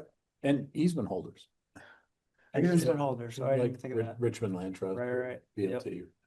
Well, but I'm thinking because, I mean, this is a town forest, so. I'm saying we should soften neighbors, is what I'm saying. Yeah, I agree with you, yeah. But I just wonder if like, the select board, the DRB, I can see them kind of, it seems like often they really unpack that potential That's a issue. judicial body, the DRB, that's regulated by state statute. We're not, we're a private land, we're a public landowner who may be impacted by the trail. is that, Mhm. Yeah, is that That's good. better? Is that? It makes me a little uncomfortable, guys, because I feel like it gives special consideration to neighbors for a piece of land that is public and it may privilege a neighbor's opinion over, yeah, you know, Joe Citizen or Sally Citizen or whatever. Yeah, I think. But it may affect their land though. The spirit of it is to be a good neighbor, right? So I think, Agreed. Right. so how do we write that in a way that is welcoming and yeah, isn't like giving them like we're not giving the neighbor veto power, but we would want to like tell them, hey, we want to put a trail in here and like have a Yeah. conversation about it. Cause they Yeah, and might be like, I think oh, that's did you- where like Bruce talking about his farm and Mhm. how it. Could we be vague and say neighboring landowners where appropriate, or? Yeah, I Yeah, like that. I like that. I think that is, I think it's a nice both and. wait, neighboring landowners where Yeah, I'm not sure what that tells us, but Yeah. I mean, I like the vagueness of it actually. And it, or like yeah, I when- mean, cause like, Well, kind of like, yeah, it'll remind us we need to be mindful of neighbors. right. Okay, there's something near Maple Wind. We need to visit with Bruce Right, and Beth. Bruce, it's happening, yeah, right, Right. yeah. Yeah, I mean, what we could do is say like, we could instead say like, we're explicitly soliciting the input. We could say, we could remove this point, just keep it like that, and then go Where appropriate, blah, blah, blah. Oh, this and just say like, Yeah. separately say like, consider, you know, or something like that, rather I than like saying we that. have to solicit the, yep, like the input. I Try like to that, soften it that way, because solicit is saying like, we Yeah. need to reach out to these right, people. right. right. I wouldn't Um, wanna do it without RTC, I wouldn't wanna do Right. it, like, I would oblige us to consider RTC and RCC in the general public. Yep. I would not oblige us to do anybody else, but I do think it makes sense to consider. Just like that. Okay, but that doesn't, we need to, we need a, input. Consider neighboring landowner input Oh, where yeah, yeah, yeah. appropriate. Right. And do we want to change neighboring to abutting? Yeah, Like, cause otherwise, does that mean like, oh, well, The you could be neighborhood. a couple like Yeah, yeah. houses away or a couple Right. properties Yep. away? a neighbor, I live in Hidden Yeah. Valley. Yeah, exactly. Cause then that just limits it to basically like what, Maple Wind, Sonia, you, Jay, David. Essentially. Kelly. Adam Wood. Oh. Adam oh, Wood's one, yeah, right? you're right. Is that Valley View? Is that the Valley View sign? Adam. It's on Route He's 2. on Route 2, but I think, yeah, it does actually connect. Yeah, I think this is better. Okay. Consider abutting landowner input when appropriate, Right. just as a Good. good thing to keep in mind. Right. Yeah. But yeah, it's like, if we're just putting a trail right in the middle of ACF, then it's like, we don't really. Right. We're doing public Right. outreach anyway, so Right. if they care, then they'll say something. But if we're putting a trail 100 feet from somebody's property, we Right. probably want to talk to them. Yep. Cool. Moving on. Regulatory and legal compliance. There's a comment from Brad to add the conservation easement and, Makes sense. Why does the Trails Committee and the Conservation Commission need to be considered again? Well, because we hadn't had this conversation yet. Okay. Yeah. I mean, I Because took- one with, it's already been by them, right? Well, we've already decided if we're putting a trail in, we may not have to go to either the select board or Vermont Land Trust. Yeah. So maybe that's all a question. Yeah, mark. it's TBD, I would say. yeah, that's can true. we go back to the top? Can we do things sequentially? Right. First, this comment. Oh, I'm sorry. It's all I good. jumped It's ahead. all good. Yeah, sorry, because it's really the font thing, and because of the way the projector works, like it's a lot easier to see this on my screen than on Yeah. that screen. No, that's fine. So yeah, ensure compliance with. I mean, these are all kind of obvious, but this is kind of supposed to be a foolproof document Yeah. that tells you all the things that you must do to put in a responsible trail. So Brad pointed out that the conservation easement is also a thing that should be considered in addition to Richmond zoning, Yeah. the state and federal regulations. So Yeah. we cool with adding this or? That's fine, it's fine.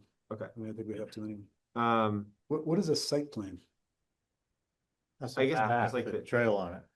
Okay, so we should put map on there.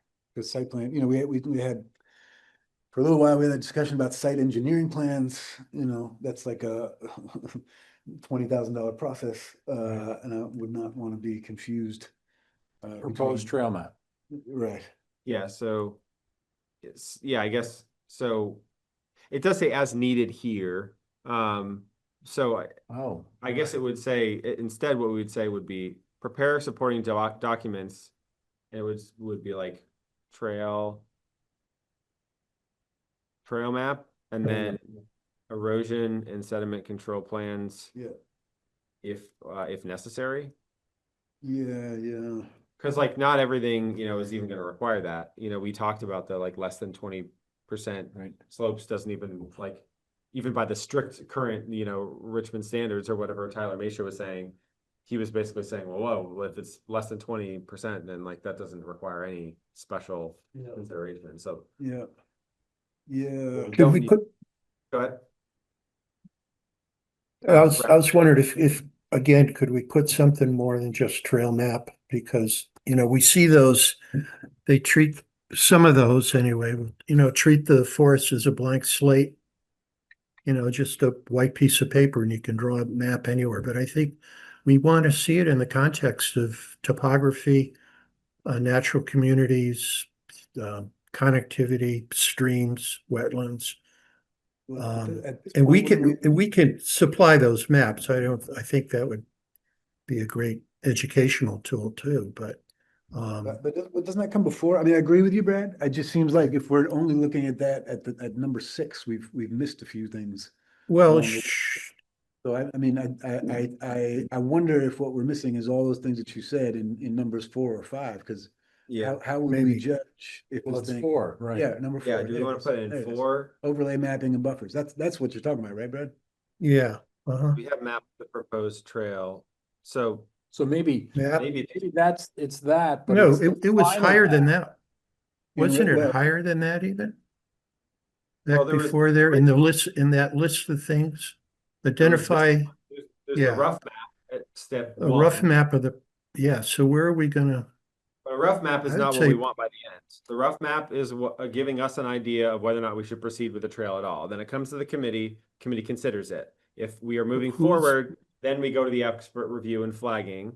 And then, yeah, I feel like right after that, we have the mapping. So Yeah. I think that's number 4 is where we'd want to really firm up the map and say like, here is the GPS locked map. I don't know what you would call that, but like the actual map, not just like a line on a page, not somebody's idea. It would be, Yeah. this is the map of what was flagged and what was moved. Like we've already had the qualified ecologist look at it. Like this is our, unless anything comes up, like final, path for the trail. Well, and Well- I think that overlay would come and those buffers would be evident on the number 4 step, and we get to dispute it on number 5, or at least, validate or dispute it on number 5. And then I would say number 6, what we want is if there are issues that come up in number 5, you would want to see justification of how those issues are being addressed in number 6. That's what I would imagine. So the supporting document would be a trail map and some sort of documentation of how concerns in number 5 were addressed, I would say. Yeah, do we Well, want Isn't it yeah, the hold final that thought. trail map? Well, yeah. I would say we could just save some time right off the bat if we want the person to avoid all that stuff. And Mhm. have him show us a map that does, I mean, because it's all mapped. And just draw your That is- lines on that, not on on a napkin or something, or, That's- it's being ridiculous, but have him do Yeah. it from the start, But that is in the start, provide a rough Well, no, map. what's rough about, no, what would be rough, to me, the roughness would be on the root. It might not be, down to the foot, the resolution of the root of the map, of the trail. But at least show it in the context of what's around there, what kind of, what the terrain is like, where the stream crossings would be, where this, how close it would get to the buffers around our sensitive stuff. And that would, I think, save everyone a lot of time down the road, instead of having someone go through the process.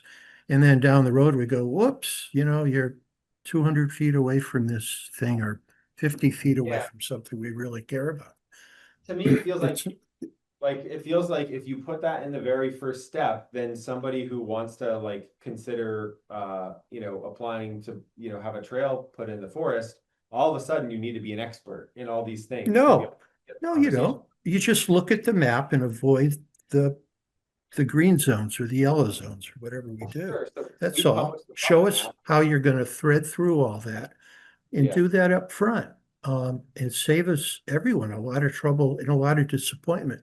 Otherwise, you build expectations for trails that are only gonna lead to, big disappointment down the road. People could get all psyched up about something and say, oh God, this is gonna be wonderful, wonderful. Look at this.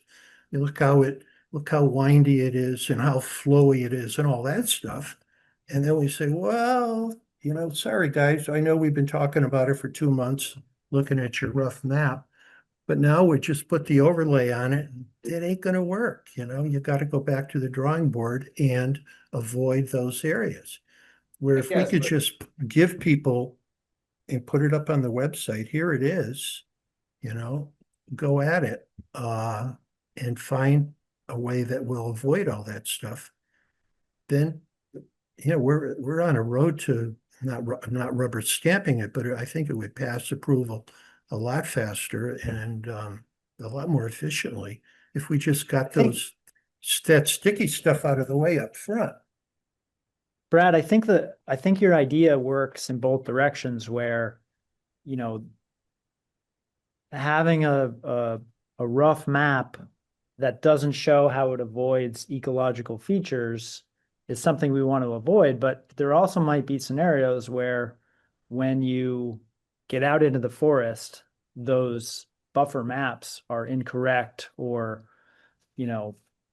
not 100% accurate or not accurate on a very fine scale. And there are ways to, navigate through certain areas. So I think just the idea that you start with kind of a rough outline of a proposed route makes sense. And then as the process moves on, then you bring in experts. Then, there's a lot of time for the committee to guide the applicant with what you're saying, where if we can put up a map and it, like Sam said, the proposed route goes right through the wildlife connection up the main valley there, like then it's a non-starter. So I think, yeah, just a first rough outline map does make a lot of sense. And then later on, you can bring in the finer detail. Yeah, I mean. Well, I mean, So you're- it just seems easy enough to show those things. I mean, we do have, fairly clearly delineated things. Sensitive, we know where those areas are. The EPZs and such, and we put the buffer around them and, if they want to, we have the deviation option, right? The exceptions that we haven't got to those yet, but they're coming up. Some pretty thoughtful ways to give us some wiggle room on this. I don't know. It just seems, I just see And- people yeah, and people love to draw lines on maps and say, hey, this route would work. Why not here? And they don't look at this, and then down the road, we gotta say no. I mean, this And is a it's very just- exhaustive list of things that you need to do to get a trail in. So if somebody only reads section 1 and then starts crying because like the trail that they drew on a map isn't meeting the criteria for like, levels 4 or 5 or 6 or whatever, then that's like kind of on them. Like I could see us maybe updating this provider rough map of the proposed route with some kind of language that says, using the provided like sensitive areas and buffers map or something, but then Yeah, catch there. So that would be okay. I'm okay with that. That might be helpful, but we don't have that map right now. Like the only one that I know of was like, a citizen science project, it's like we need to get that. And so I don't know how quickly can We we get do. that map? Bob Lowe has produced it. Bob Lowe has done that. One singular Look map, on that is, the- like the point of truth for Yeah. all known. Well, we also have the city Yes. Austin map, which is not bad. That's got a bunch of stuff mapped on it. I've just seen, Oh, I've we seen a have lot the of map. maps. I've, Yeah. what's that? They don't have, that they don't have buffers, Julian. Brad, No, but they do See, have the has all sensitive the- spots. that map that well, we sent you has all But the but shape there's, files I that. mean, we've got wetland criteria that we haven't even decided on yet. All right, Like, yeah, hold on. right? Can I, We have a map And with, talk that about- has all the shape files on it from Sinuosity and Forester and UVM. Ethan. Ethan, Yeah. Ethan had sent us all his shape files.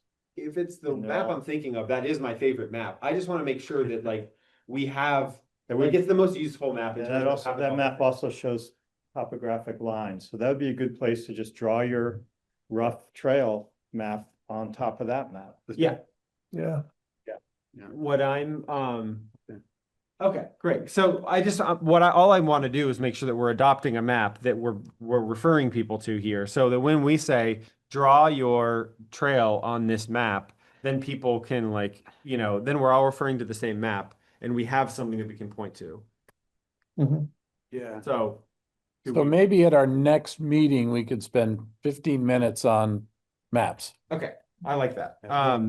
Yeah. Do for now, since we're anticipating doing that and agreeing on a map that people would use, do we want to adjust the text here to say, provide a, That's Brad and Bob. or maybe, I don't know. Sam, what about just combining the two bullets, that one and the one below? Right, because they Yeah. do Right. sort of go hand in The hand. Sinuosity one. Or do you mean the one This is and the the one buffer one? above? No, the way you just had highlighted. Provide and adhere Bob did, I lines. think. Yeah, I think you did. Yeah, right, because if you're doing those things in that second bullet, then you're, I would say, accomplishing what Brad is asking. Okay, I kind of proposed like- route that adheres So- to trail development parameters. I kind of like them separate. personally. Okay. Well, I do too, but if, if we feel like the map could be terrible and, not respecting all those buffers, I would say the next bullet, then you're not ensuring compliance with those things. It's true, but like, So, if somebody's looking at this, like this is right above this, we have all of like the buffer, like we Yeah. have all the trail development Totally. parameters and all that stuff. So like, if somebody's just going straight to this section and just being like, I want to draw a map, and they Yeah. didn't look at anything else, it's like, I'm sorry you wasted your time, but like you didn't Right. read the document. It's like you didn't, you didn't understand the assignment. And it's like we can't really help people who aren't going to take the time to like look at the rules. Yep. Like, so I think that we can yeah, it's, leave this, actually, this is, probably should be, I think it's a PDF. here, Can you email? kind of skip this, but I think this should be capitalized, because we are talking about the actual section, Mhm. so that should be capitalized. Okay. All I wanted to say here was say like, like, draw the trail, on the provided, sensitive area map, avoiding, whatever, like, I don't know, yeah, I'm that makes a just ton of sense. spitballing. Yeah, that makes But sense. instead of bring your own map, it can be whatever, On your napkin. yeah, right, on your napkin, or like whatever map you found with whatever things like you wanted to put on it. It's like Your globe. a treasure map, a pirate That's- map, like, I don't know, like, like, so we could say like, provide, I don't know, draw, I don't like this language, but we're getting closer. Finger paint. Finger paint. Well, you could consolidate those, I think. Provide a map of the proposed route showing how it complies with trail development parameters, so on and so forth. You Right, know, right. or demonstrating, or showing. It should The- provide a rough map, no, or just showing. Get the visual idea, Do we- showing how. Do we want them to use complies. this like provided map though? Are we requiring people to use the map we provide when they're submitting see. their like their idea? Well, they'd be, Because otherwise people can just be like, well, I found this map that supports my, my case very well, so I'm going to use this one because I like it better. Like, I think we need to make sure that everything's using the same process. So like, That's Right. my concern is like, I just want to make sure that we are all talking about the same map and then we verified that it's Yeah. actually correct. You Well, know, and the, yes, I think that's ideal. However, we need to get this approved and then make that map because it doesn't exist yet per the parameters that we are agreeing on, to Jim's point earlier. well, it sounds like we're just kind of like soft approving this now, and then next meeting we'll talk about the map for 15 minutes, and then we can collect this map and any other maps that people think are as good or better, or, you know. No, that's fine. I don't object to that. But I'm just saying that map discussion is not 15 minutes in that map. The parameters that we're putting onto an eventual map have to be made. Yeah. And I don't know how long it's gonna take that to make that map. Honestly, and like, I don't know who we hire for that. I don't know if Bob will qualify for that. Maybe he is. I don't know if we use the Sinuosity one. I don't know if we use the Richmond, like whose map do we use? That's not a small question. Right. Yeah. You know, so I'm a little nervous. So yes, it would be great to have a single map that we could deliver to people. However, I don't think that we're there, and I don't think we will be there, But especially. we could have a preliminary map. Maybe we have. We've got maps now. Yeah. All we have to do is draw buffers on them. The question is like, Dan, there- yeah, I like- wouldn't worry about that. I guess this is because this is just like the town, you know, creating its own management plan. If we make a mistake with a map, then I guess, oops, you know, but like I think the question here is like my thought, and it sounds like Julian has the same thought, is like verifying like the validity of these maps, you know, like I have a lot of respect for the people that have done all the mapping stuff that they've done. 100%. That's like beyond my ability, at least 100%. at this point in time. I trust the people who have made the maps that they've made, but I just want to make sure that we're all like on the same page and that we understand how the maps were created and that we've like come to some level of verifying versus just being like, well, Bob Lowe's a good guy. Let's use his map. It must be right. You know, like There's an in-between. Well, here right. That I can suggest, which is that maybe, you know, the map is indicative, but it's not definitive until we have that human review of the trail builder and the ecologist. So these maps will give you an idea of what to avoid.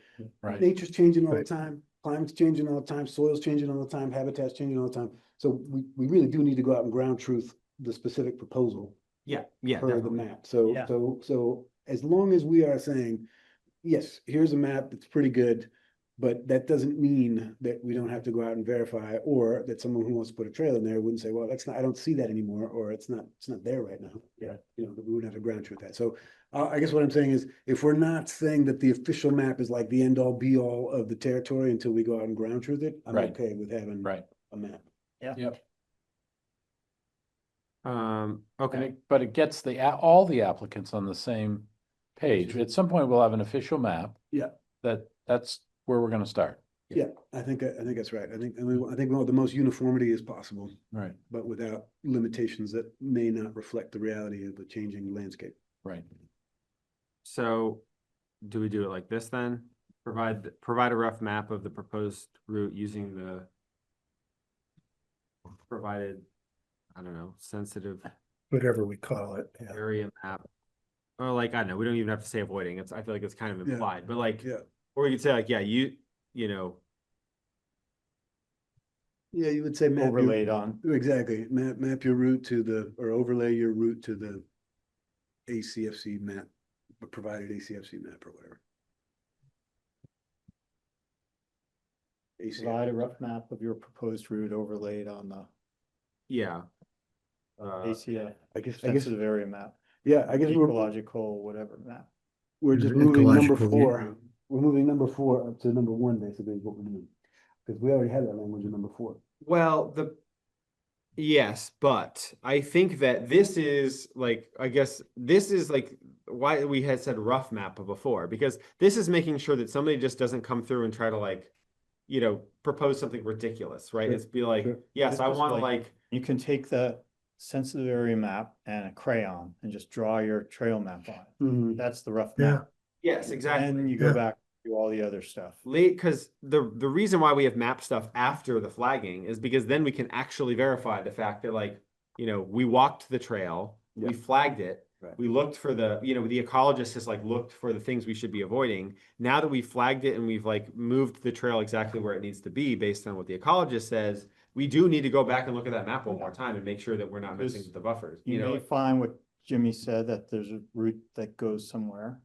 Or you may find what, like Arrowwood said, they didn't really have time to map everything, and there might be a spot that's not on the map that's a vernal pool that we don't even know is out there, so Mhm. definitely have to flag it and ground truth it. Yes, I feel like we kind of need like the mapping buffer number 4 as like this is the, like when we hit number 4, that should be like the final map. Yeah, yeah. And yes, it still has to go through committee, the regulatory compliance, but assuming that they've done everything the way that they should have, by the time you get to number 4, hopefully you're just cruising right through the end and it's like, okay, yeah, looks like you did your research. We flagged it. We didn't find any, issues, like it complies with all the buffer stuff. And it's really just like kind of a perfunctory, maybe that's the wrong word, but like, a quick check being like, yep, we checked all the boxes here and like, we don't have any concerns. But Okay. I think we do need to display that like the initial map that's provided by the applicant is going to look different by the time we're about to approve it. Nobody's going to be perfect in their first try. Okay, So back to number 1. yeah. Provided, yeah, do we want to say like this display or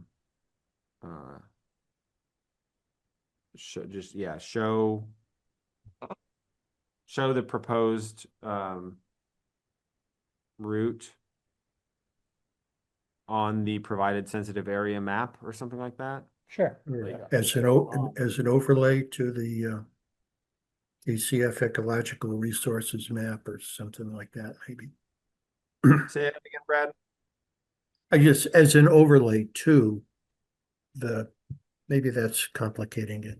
Say on know, the. Cause on I the- like what the- Dan said, a crayon on the map would be fine. Yeah, so what I have now is show the proposed route on the provided sensitive area map. mhm. That, And sensitive area map will be capitalized. I guess, yeah. Yeah. Is Yeah, that what we'll we're cover that. hoping? And so, yeah, then I guess, right, here I should do We another. can put a link on that and Is it ecological sensitive areas? something like that, yeah. Sure, I mean, this is, I think, gonna be subject to change once we make the map, right? Like, we can talk about the name of it once we make the map. I mean, Yeah, yeah, we could make it ecological sensitive area map, like, About the eco sense map. I have a tiny thing after you've finished. yeah, I don't know. Should I put ecological here or not? I think if as long as it's all red, we can. I'm just gonna leave it. So, yeah, we're gonna do this. I don't remember what color I was using. that's good. Ugliest, brightest red color. I used a different one. Sorry for scrolling around so much. I've been using different colors, so I'll have to fix it later. Can we go back to where you are right there? Need to create. Yep. This still. Yep. So we are using the word trail in the bullet above that, and then we go proposed route. Could we add the word trail route? Is that needed? No, that's good. Consistency is good. Trail route. Here. Proposed trail route. Oh, Add the word trail. to both. I think so, but it's up, it's the Yeah. committee. It's good. I mean, a trail is a route by definition, I think. Right. So here would we say proposed? Justify the proposed trail. I Yeah, mean, but then do we need to, oh yeah, proposed, we already used it here. Right. Explain how for consistency. yeah, I would strike route on both of those and just keep proposed trail. Oh, Okay, good. Yeah. you're saying get rid of route now? Get rid of route. I mean, so the consistency is important. I think proposed trail is what we want to Yeah, be consistent. good. with. Yep. Route Is. Yeah. Nothing but a trail. Yeah. Hard to make a trail without a route. Okay, cool. All right, we good with all this? Can we go back to 4? No, that's fine. I mean, like, Yeah, I think yeah, we're yeah. hashing the stuff out that needs to be talked about. So Yeah. at this point, as I mentioned before, we have like the preliminary, just so, nobody comes up with some crazy idea that we're just, immediately, that we're not wasting our time, that we can see clearly like what they're trying to do. But then by the end, like, what do we want to say here for number 4? Like finalize, like, Yes. because that's essentially what we need here, right? It's like Ground truth. Fi- Right. Well, hopefully we'll have ground truth. finalize the like exact Trail route, trail. I like route here. We're not using proposed anymore because like I mean, I guess it still has to pass a few things, but at this point, we've gotten the trail builder, we've gotten the ecology person, this is hopefully like the trail, not just the Yep. proposed trail at this point. So I think we can remove proposed at this point. So finalize the Final. or we could say, what we say again? No. Oh, fine. So does that include, have we flagged the route at this point? Yeah. Yes, So do that's we need, Ground truth to, where have we flagged it? right here, right above it. So number 3, expert review and flagging. Okay, all right, thank you. I guess what we haven't said here is, trail designer flags it, then the ecologist walks the flagged route.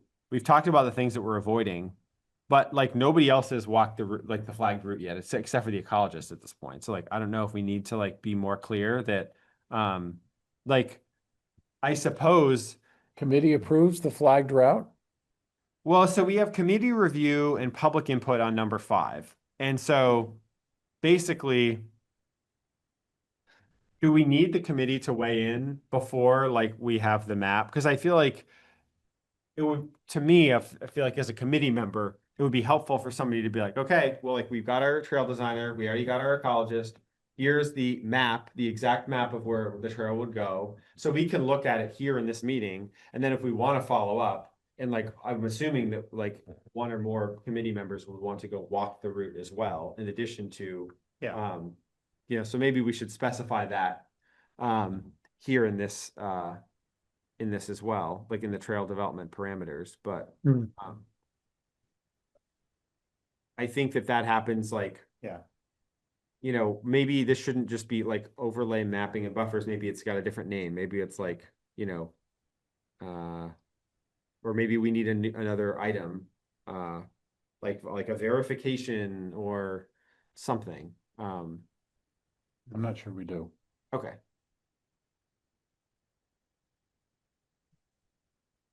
So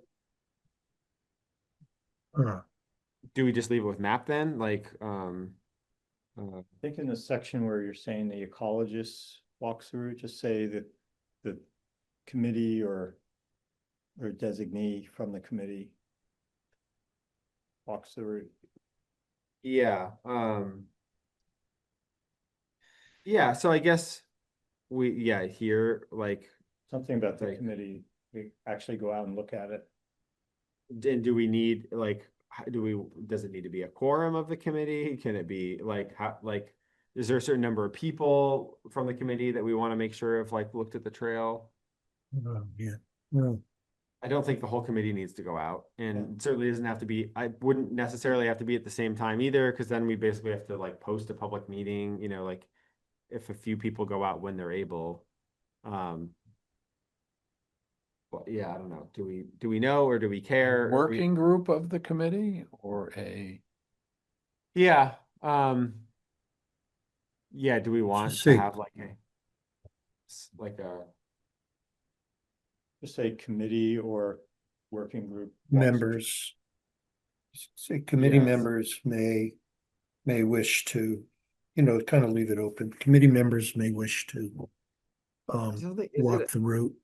all right, well, here's the thing. We Do can't, we really want to say may there? Because then that means we could put a trail in that nobody has actually, on this committee has Nobody has. actually even seen. It's like, we looked at it on the map and we trust that the ecologist and the trail designer did a good job, but nobody actually stepped foot in the forest. Mhm. Like, double check it.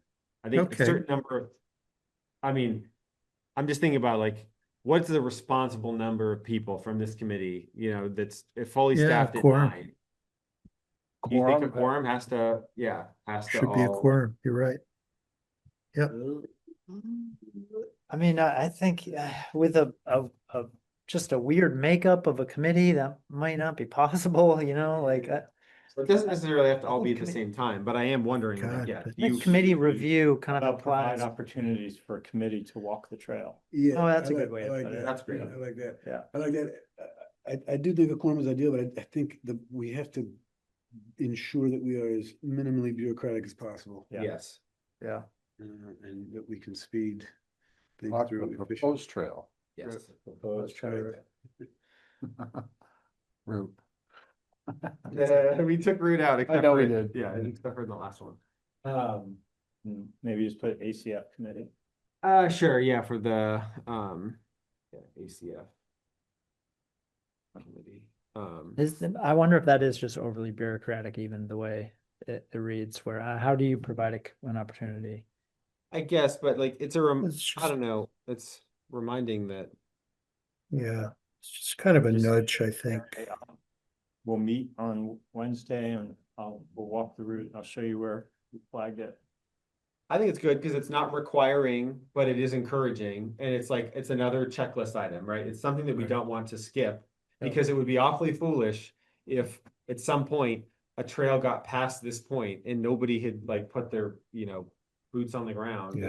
and something crazy happened. It'd be like, well, why did you approve this trail? Like, did you like walk it? And like, the answer would be no, nobody actually went out there. Ian? Yeah, I'm reading, provide opportunities for the ACF committee to walk the proposed trail. And when I read that, it looks like the full committee needs to walk it. So I would add the word representatives of members or, Yeah, representative members. Yeah, that's good. I think that's good enough as is. Mhm.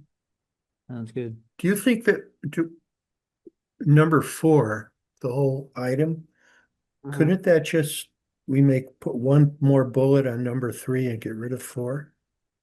Just Yeah, I think say you're right. map Yeah. and end 3 with map the proposed trail.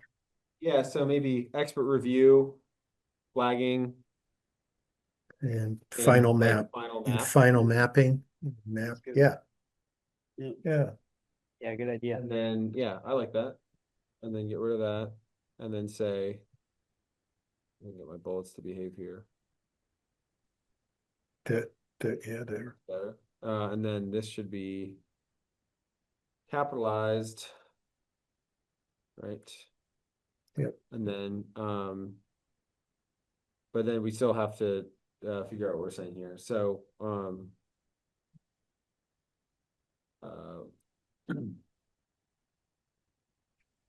finalize, yeah.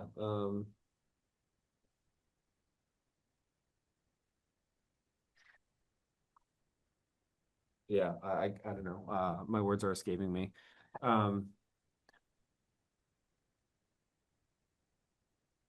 Yeah, maybe just that, maybe Find just the finalized point, you know?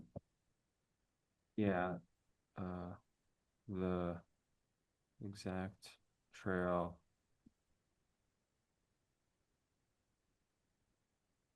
At this point, I feel like the buffers and sensitive areas, like, I mean, I guess we do want to see the trail, the final trail with the buffers, so we can see if it Yeah. like cuts in at all.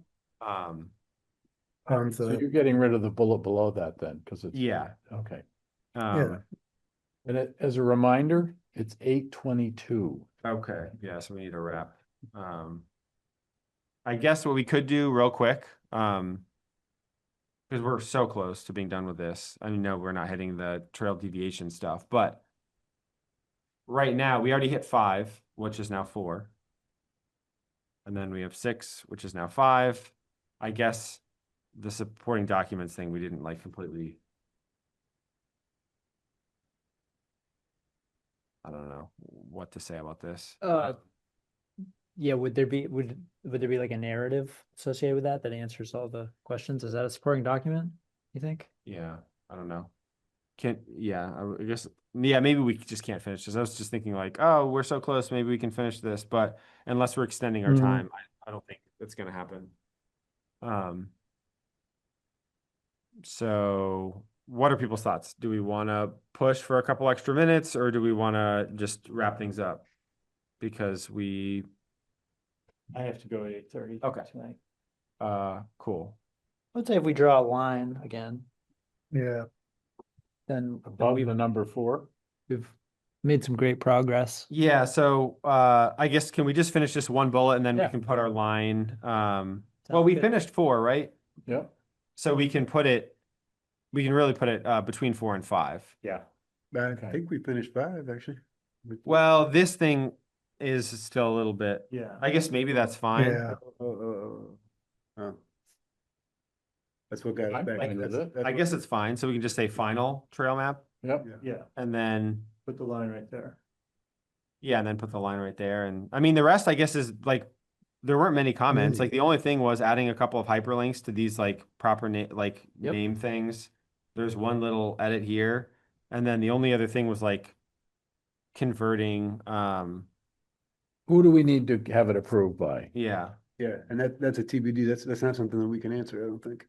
Yeah, It'd be great We if should we look at didn't what- have to go to the select board and but we got firm approval from the Trails Committee and the Planning Commission. Yeah. Because then the select board would go, oh, Yeah. we got 3 appointed bodies that have approved this. We don't need to look at it. I think they would be very And- happy not to look at it if and- those 3 were happy. Do we need to go to VLT to put a I don't trail know. in? I don't know. think we This is should. I don't me think just so. throwing all the spaghetti at the wall. Right, I don't think we I do. don't think so. I don't think they want to approve that either. So long Right. as they approve the management plan, I think they're happy. So we could get, boy, I kind of recall though Rebecca weighing in on it, on that Okay. earlier one. Well, I'd have to look at MP1, what it says, but maybe Mhm. we do. maybe it's, okay, so we probably have a little bit more. I think that's a TBD. So how with this, I'll just add another thing here that's bolded, so for people can remember to look at it. Maybe, Well, but I maybe don't- make a note that we're trying to get rid of the select board. Yeah. We're trying to get rid of, Well, I'm not sure that we Circumvent. I think we would have to consult either with the select board and certainly the VLT and the Right. select board. I don't think that's something that we can answer ourselves. yeah, yeah, that's true. Cool, all right, well, I guess maybe we'll leave this red too, unless we have some, I don't think so. I think it's good. finalize. It's not good right now, because this isn't even, finalize the exact trail on. Like this was me trying to rewrite it, because Oh. before it was map the proposed trail respecting the protected buffers. So this is kind of like in pieces right now. Well, Yeah. but haven't we already done it by this point in the bullet? Like if we do the adjust the route, if we meet all those things.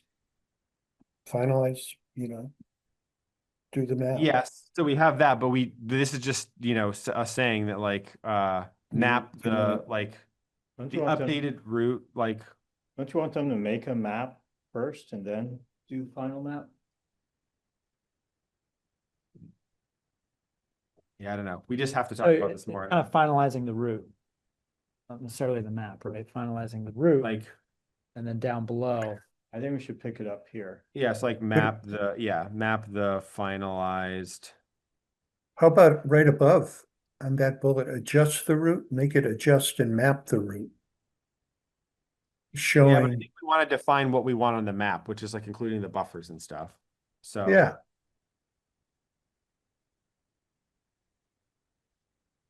So maybe, can we just leave it like this for now, and then I'll put the line here? Sure. Right now it says map the Okay. finalized trail route respecting the protective buffers around ecologically sensitive areas. Sounds good. Is yeah. that fine? That's enough for us to pick up? Yep. Yep. This is weird. Okay, so I'll remove this line.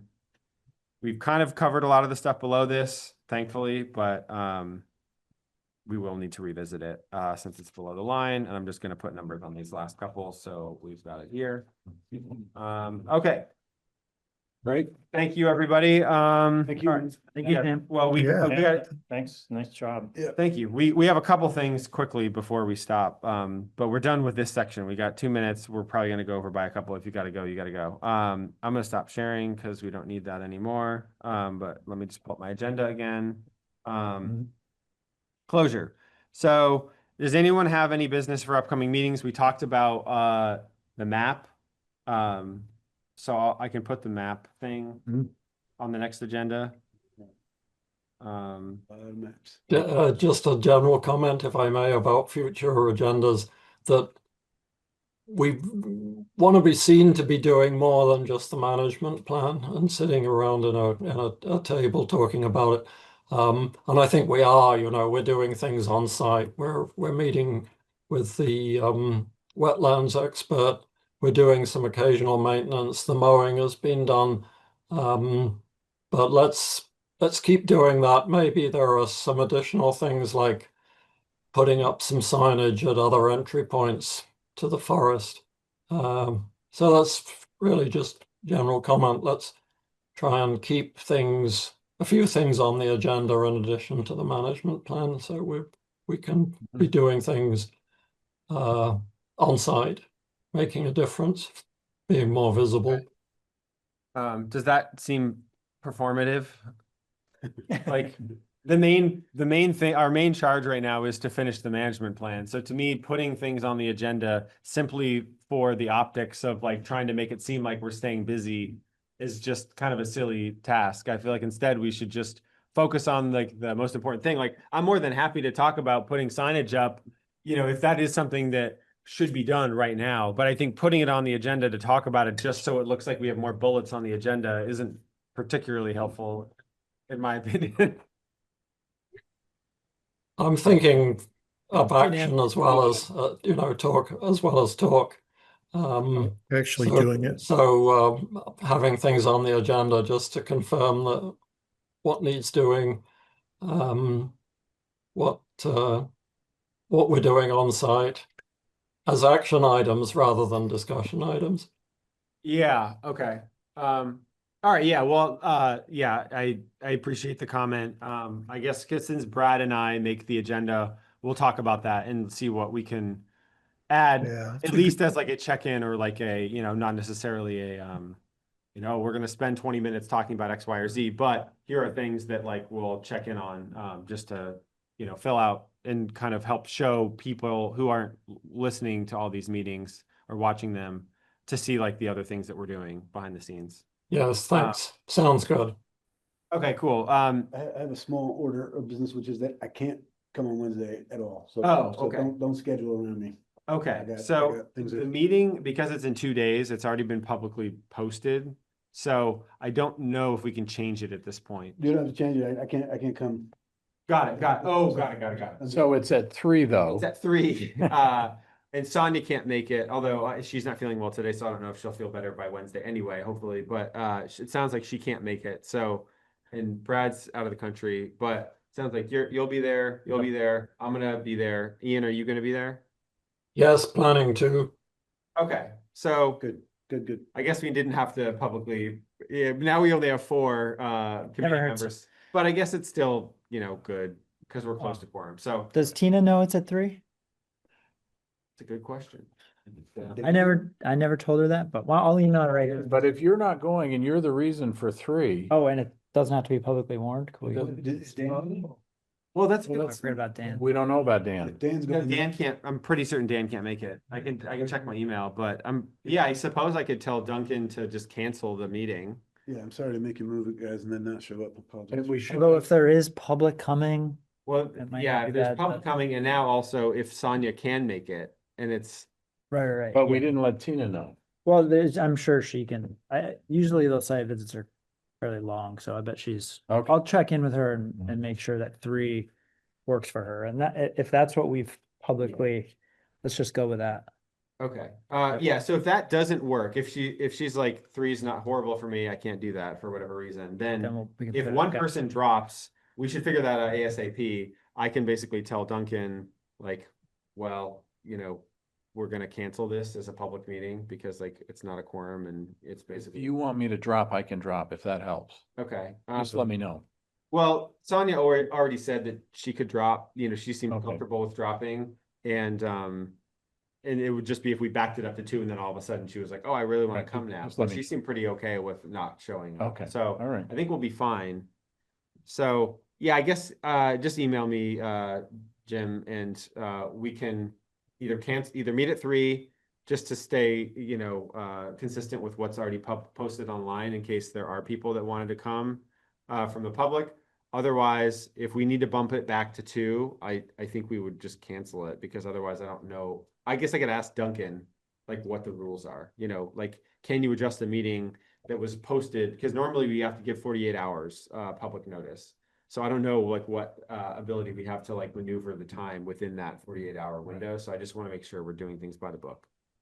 Okay. So there's that, and then we usually just mention what our future meetings are. We just talked about the one on the 15th in 2 days at 3 p.m. And then next up would be 2 weeks from today, the 27th, and then I suppose 2 weeks after that, which would be November 10th. I make a motion to adjourn. Seconded, or Second. somebody else can second. Second. Cool, all in favor? Aye. Aye. Aye. Aye. Are we doing 6 or 6:30 on the 27th? I guess unless, I guess, Ian, do you have an ongoing Monday conflict? Yeah, I have a conflict for the second Monday, but in November, I'll prioritize Andrew's Forest. Let's do it at 6 and don't accommodate my 6:30. Okay, 6, I mean, I slightly prefer 6 to 8:30, but if everyone's like, hey, I'd rather do 6:30 than 9, then let's, 6 to 8:30. all right, we'll just keep it at 6 to 8:30 then. Okay, and you said the 27th and, And the 10th, okay, and it's basically just every other, we got a little turnaround just because September had 5 Mondays. But now we're basically back on a pretty, until December. okay. Hopefully we'll be done with the management plan by then, but who knows? So sorry, what date did we pick? The The 27th 27th at 6. and then the 10th Yep. is the next one. So we have 3. We've got, in 2 days, we've got the boots on the ground wetlands thing Right. at 3 p.m. And then we've got 6 to 8:30 on the 27th of October and the 10th of November. Awesome. All right, motion to adjourn again. Yep, all in favor? Aye. Aye. Aye. All right, thanks, everybody. Aye. I'll send out the, Okay, thanks, guys. Guys. Thanks, Brad. Brad. Overnight. Enjoy your fish and chips.